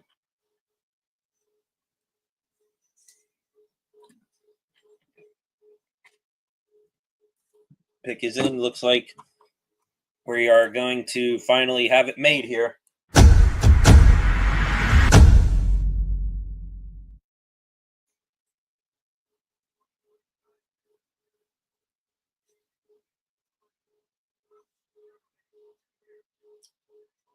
And there goes the last of the, borderline or bona fide first round tackles. Josh Connerly. Doesn't matter if the Commanders traded for Laramie Tunzel. I don't know who their other tackle is right now, but must be someone not very important. Josh Connerly Jr. from Oregon, another Duck off the board. He goes to Washington at pick 29. Where are you at here, Mr. Josh Connerly? Let's go here to the tackles. I believe he was 5, maybe? Yes, Josh Connerly, my 5th tackle on my rankings. 21 years old from Seattle, Washington. 6'5", 311, 33.5-inch arms, 10.5-inch hands. 5'05", 40 with a 171 split. 8 feet 7-inch broad jump, 34.5-inch vert, 24 pumps on the bench. Last year with the Ducks, 14 games played, 929 left tackle snaps, 2 QB hits, 1 sack. 41 games played over 3 years at Oregon, over 1,800 left tackle snaps. Also gave up in his career just 4 QB hits and 2 sacks. In 2023 was an all Pac-12 honorable mention, and then in 2024 was a third-team AP All-American and first-team All-Big Ten member. Pros for him: explosive athlete at offensive tackle with quick and composed movements, fast footwork to mirror pass rushers and accelerate into blocks, and he has sudden hands built for popping opponents with punches and hand fighting as a competitor. Cons for him: inconsistent hand placement and timing will be taken advantage of by savvy veterans in the NFL, and his lower weight limits his ability to anchor and push when blocking on runs. Player comps for him: again, said he would be mentioned quite a bit. Current Steeler, Broderick Jones, and another first-round pick or second-round pick, I believe the same year as Broad, Anton Harrison.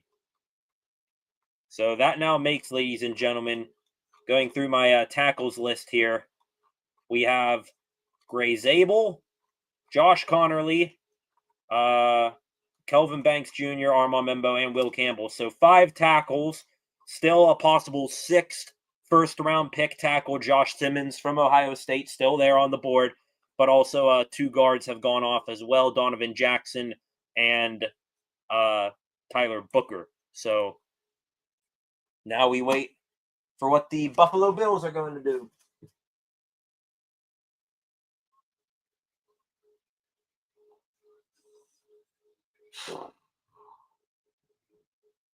Real quick while the Bills make their mind up, see what the Pirates are doing.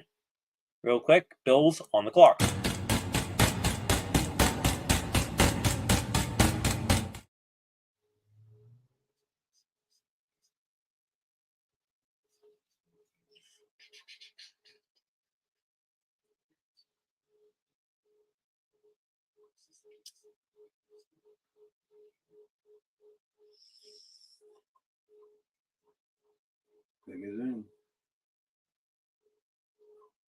And the Bills are sticking and picking.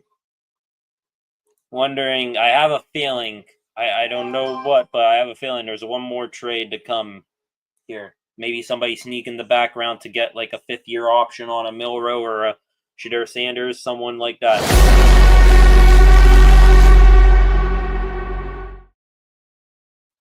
Just looking here at the prospects left, honestly, I said this like 5 times already, but this has to, right here, be where the slide of Will Johnson, corner from Michigan, ends. Bills need a corner. He's top 3 corner in this draft. Nobody could have expected him to fall this far. It's got to be Will Johnson here. Just looking here at some of the prospects left. Will Johnson is there. Mike Green, edge rusher from Marshall, is still there. Luther Burden, wide receiver from Missouri. Nick Emenwari, safety from South Carolina, and Donovan Ezaraku, Boston College. That's just on the first page of prospects left here on NFL.com. Looking here, Josh Simons could be a possible first-round pick. Jahad Campbell hasn't gone off yet. Little surprised at that. So probably about I'd say 5 prospects left who I thought could be first-round picks are left on the board. With 3 picks to go, here comes the Bills' selection.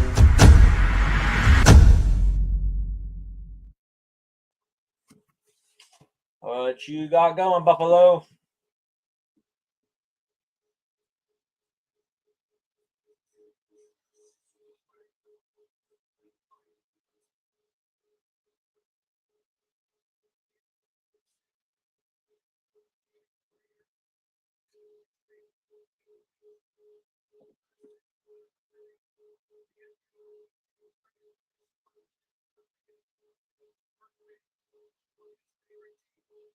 There we go. Yep. Second time tonight, Roger Goodell takes the stage with a Make-A-Wish recipient here, getting to grant his wish, announcing the Bills' first round pick. Tommy. So we had Tommy and Samuel, I think was the other kid's name. Here we go. What you got, Tommy?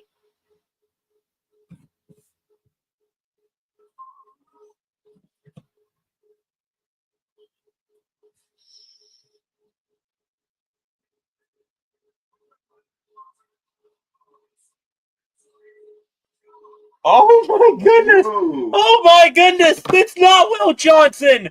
It's a corner, but it is not him. Maxwell Hairston, the burner. He's the pick? Wow. This is insane to see Will Johnson fall this far. Corner Maxwell Hairston is the Buffalo Bills selection. What a situation we have here. Will Johnson is still on the board. Let's find out where Maxwell Trade Hairston alert. here. Oh, we got a trade alert. Hold up. What's the trade alert? Kansas City trade pick. The Eagles and KC. Are they flipping? Are they flipping? Hold up here, ladies and gentlemen. I gotta hit the trade alert. I have got to hit the trade Eagles alert. are on the clock. Hold up.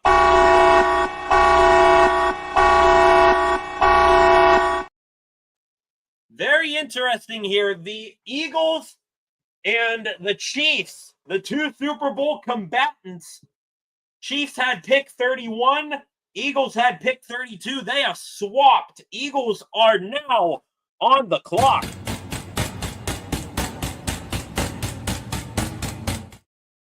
To me, tells me that there is someone that the Eagles really, really want, and Casey might have been on the verge trading with a team that wants the player that the Eagles want. So a swapping of picks, a flip-flop in positioning here. Eagles now on the clock. Let me talk about Maxwell Hairston real quick if I can get to him. Maxwell Hairston, where are you at? Let's go here, corners, and boom. So Maxwell Hairston here, my number 9 corner in my rankings. 22 years old from West Bloomfield, Michigan. 5'11", 186, 31-inch arms, 9-inch hands.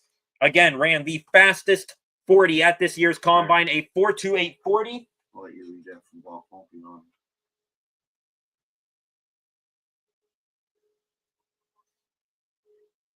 Wow. Good. Wow. So pausing what I'm talking about here from Maxwell Hairston. This from Bob Pompiani on X.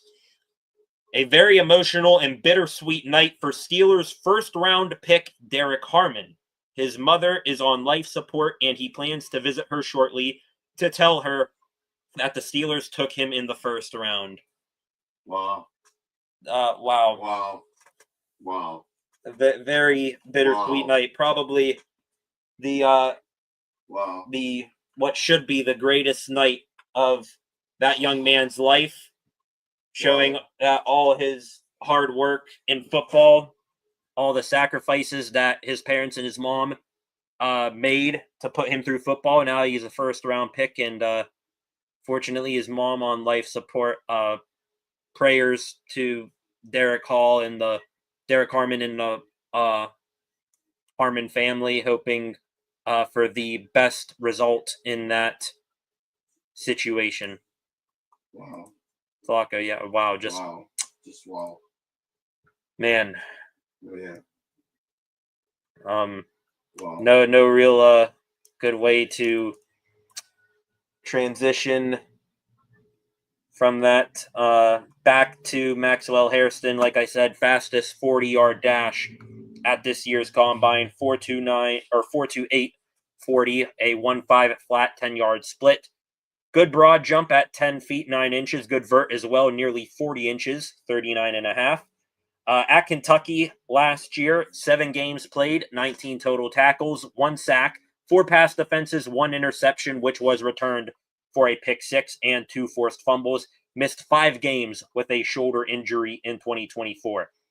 In his career at Kentucky, 3 years, 32 games played, 89 total tackles, 10 pass defenses, 6 INTs, and 3 of those 6 INTs were ran back for pick 6s. Had 3 forced fumbles as well. So he has a magnet for the football and a magnet for the goal line as well, running those things back. No doubt he outran many people with that 4.28 blazing speed. 2023, only accolade I saw on him, second team All-SEC.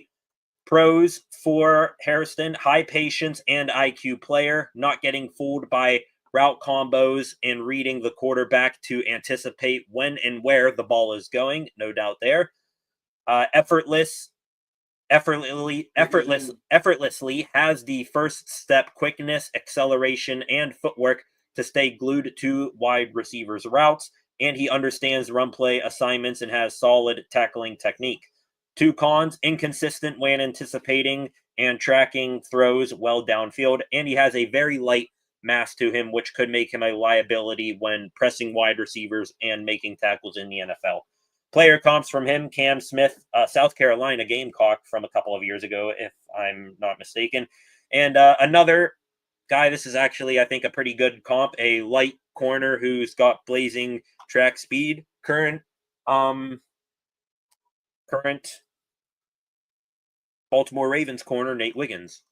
So the Eagles traded number 30, the number 32 pick, and the number 164 pick, which is a 5th round, to the Chiefs for this 31st pick. Okay, so a 5th rounder was the bargain breaker in this pick swap here between the Eagles and the Chiefs. The pick is in for the Eagles.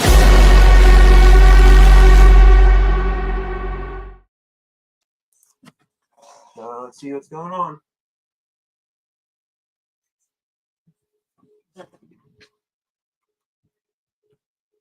Okay, go here. Let's go back to the Washington Commanders pick. They took tackle Josh Connerly.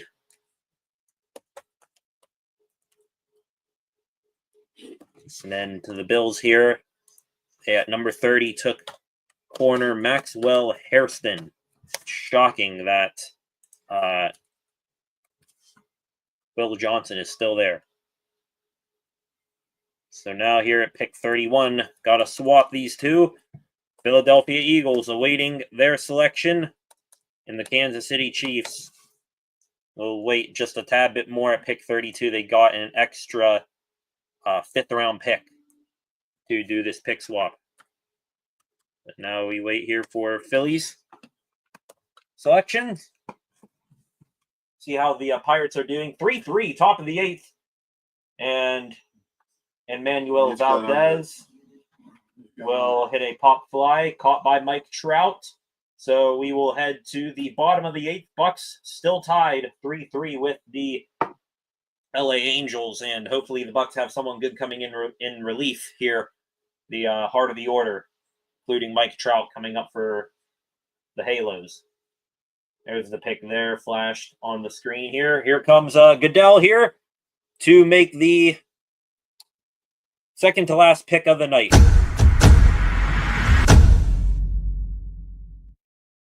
The penultimate pick, the Philadelphia Eagles select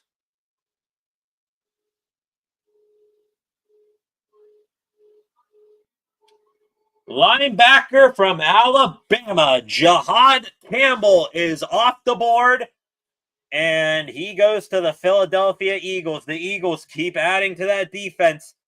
They are guaranteed to take a person from one of these SEC schools, Georgia, Alabama, every year, it seems like.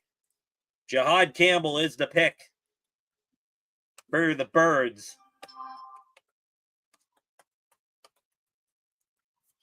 There it is right there. Linebacker Jamar Campbell to the Philadelphia Eagles.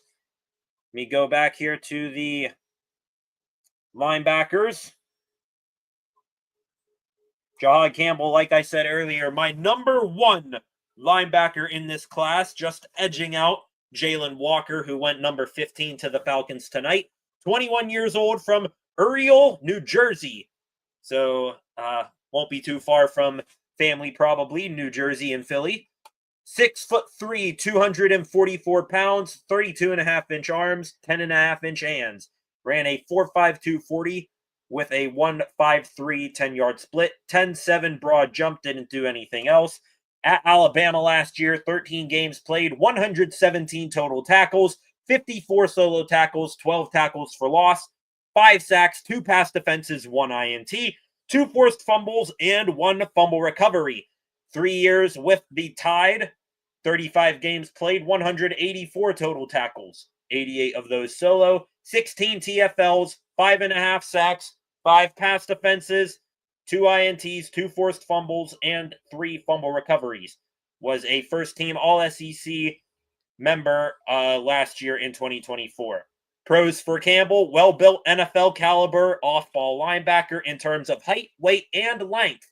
His long strides and speed gives him sideline-to-sideline pursuit skills. He has the burst to bend and to be a speed threat off the edge.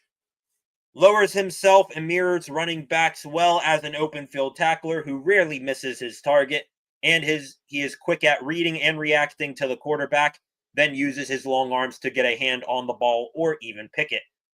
His 2 weaknesses I have here, he's currently still developing his feel and anticipation for where the ball is going in pass coverage, too reactive at this point. He also needs to show more urgency in getting to and attacking blocks to narrow his gap. Player comps for him, Trevon Wallace, Bernardrick McKinney, and probably your last Steeler pro comp here this evening, Peyton Wilson is his pro comp.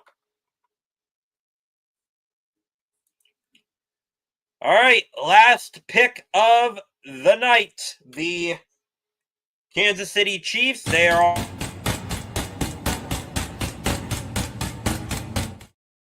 and there will be no Shedeur Sanders tonight. The pick is in.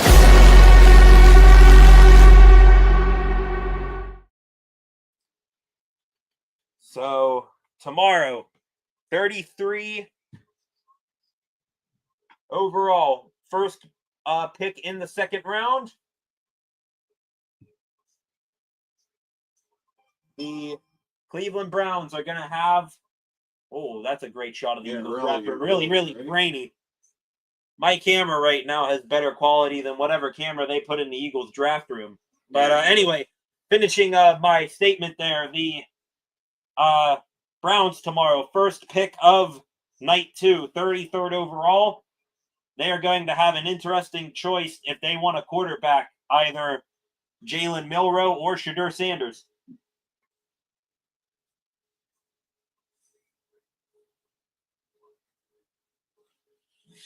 Now, here's the thing. I mean, Steelers talking about their possibility of getting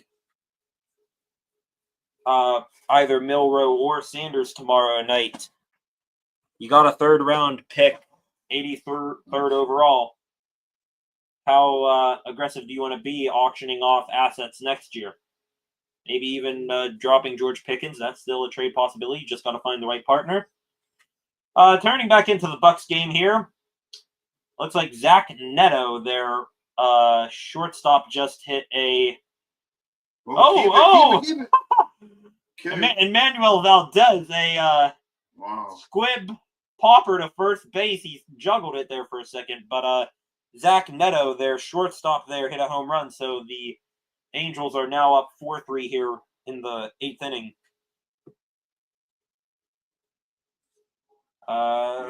Here we go. Looks like the Chiefs are getting ready to make the final selection of night 1.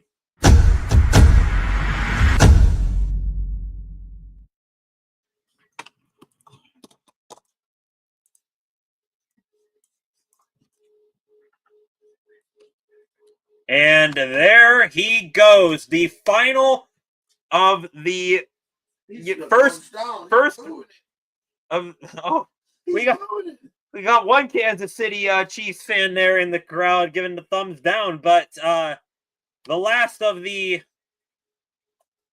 first round tackles and offensive linemen who had a chance here to go tonight is now gone.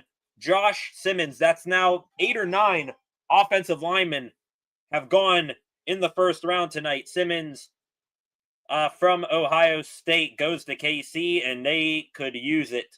Their offensive line, now without Joe Thuney, got battered last year. So Simons is going to go there. Let me hit you with the gospel on how Josh Simons is. Thankfully enough, I'm right here where the tackles are. Josh Simons, my number 4 tackle in this class, 22 years old from San Diego, California, 6'5", 317 pounds, 33-inch arms, 10-inch hands. Ran a 5.15 40 and did 34 reps on the bench at 225. Otherwise, he did nothing else there. Still had his injury nagging. But last year, like I said, he had that left knee injury that made him miss the final 10 games of the season. Only played 6 games and had 306 snaps at left tackle. In those snaps, he gave up no quarterback hits or sacks. Started his collegiate career at San Diego State and then transferred to Ohio State, where he played 3 years between those two institutions. 32 games played, over 1,000. As a matter of fact, 1,100 snaps at left tackle. Also has 800 snaps at right tackle. Those came at San Diego State. 7 QB hits, 5 sacks in his career. In 2024 was an all Big Ten honorable mention, and of course won the Natty with the Buckeyes. There's Shedeur. There's Shedeur there, laughing, getting through the pain with a smile there. No first round pick for Shedeur Sanders tonight. Shedeur seems to be getting through it with a smile, but nothing ever came easy for Shedeur. Nothing ever will, being Deion's kid. This is just a setback. We'll see where he winds up tomorrow. Finishing up on Simmons here. Constantly keeps a wide and strong stance before and during the play. Combines good footwork and low pad level to slide and mirror rushers with balance. Has adequate overall length that allows him to land his hand first and get control of the rusher's outside shoulder. Gives good effort to always hold and finish blocks, playing to the echo of the whistle. 2 cons for Simmons. Lower weight makes anchoring more difficult and makes him susceptible to bull rushes. Doesn't have monster upper body strength to display or move opponents in the run game either. Pro comps for him, longtime NFLer DJ Humphries. Another one, current left tackle up in Minnesota, Christian Darrisaw. And last, a recent draft pick, Jordan Morgan. So that will do it here tonight. Let me do this real quick. Edit the draft board here. So at 31, the Eagles took linebacker Jahad Campbell. And at 32, the Chiefs took tackle Josh Simmons. Oh, almost. On there. Let's go to the comments. Oh, wow. Heading to work. Thank you for stopping by, Flacco. Okay, so recap of the first round here. Cam Ward, number 1, no surprise at all. Travis Hunter, the shock trade up from the Jaguars, goes number 2. Carter, number 3 to the Giants. Campbell, number 4 to the Patriots. Mason Graham, number 5 to the Cleveland Brownies. Genty, no surprise, 6 to the Raiders. Armand Membo, 7 to the Jets. Tetero McMillan, first wide receiver tonight, goes to Carolina. Another tackle, and Banks Jr. goes to the New Orleans Saints. Tight end Colston Loveland, probably the shocking, mind-numbing pick of the night. Colston Loveland goes 10th overall over Tyler Warren to the Chicago Bears. San Francisco 49ers went defensive end Michael Williams. The Dallas Cowboys went guard Tyler Booker with the 12th overall pick. At 13, the Dolphins, they took one of the Steelers' targets, defensive tackle Kenneth Grant. At number 14, I should say, Colts fans having a hell of a night right now. They get Tyler Warren falling right into their laps. At number 15, the Atlanta Falcons, they took. Hang on here, where'd it go? Right here. 15, the Atlanta Falcons took Jalen Walker, linebacker from Georgia. 16, Cardinals, another target for the Steelers, took defensive tackle Walter Nolen. Bengals, decent pick, Shamar Stewart, edge from Texas A&M. Gray Zabel to the Seahawks. Emeka Egbuka to a loaded wide receiver room down there in Tampa Bay. Broncos took Jahdae Barron, corner. They got a hell of a cornerback room in Denver. 21, Pittsburgh Steelers. Can't be any happier with that pick. Derrick Harmon from Oregon. Big 6'5" player. Again, bittersweet night with him. His mother being on life support, but happy that he's in the black and gold and happy that he can have his moment with his mom. 22, Omarion Hampton, Los Angeles Chargers. They get their running back of the future, and that tells you how much faith they have in Najee Harris. Green Bay Packers at 23 take Matthew Golden, their first round pick at wide receiver in quite some time. Donovan Jackson, guard from Ohio State, goes to the Vikings. Giants trade back up into the first round with the Houston Texans to get Jaxson Dart, quarterback Mississippi. Falcons also trading back into the first round with the Rams. They take James Pierce, edge from Tennessee. Malachi Starks. We knew the Ravens were kind of going to take a safety. Who it was? Well, we got the answer there. It was Starks. Detroit Lions take defensive tackle Tyleek Williams. Washington Commanders take offensive tackle Josh Connerly. Buffalo Bills do not go Will Johnson. He'll wait till day 2. They take corner Maxwell Hairston instead. Linebacker Jahad Campbell. My top linebacker goes to the Philadelphia Eagles at 31. And to round things out, Josh Simmons, offensive tackle, will be protecting Patrick Mahomes, 32, to the Kansas City Chiefs. So with that, been a long night. Been on here just over 4 hours now. 11:50. Got another long night ahead of us tomorrow. All of you fine folks here. But until then, thank you all for joining me here this evening on behalf of my dad and myself. Appreciate you all watching. Join back here tomorrow night. I'll make the stream, get it set up sometime before I go to bed here tonight. So that's up for tomorrow evening. Draft starts at 7, so I'll be on a little bit before then. Till then, thank you all very much for joining. Steelers with a great pick. Like, comment, and share on this stream. Subscribe to the channel and turn on notifications. I will see you guys back here tomorrow. Thank you very, very much. Peace out. See you tomorrow night for night 2 of the 2025 NFL Draft.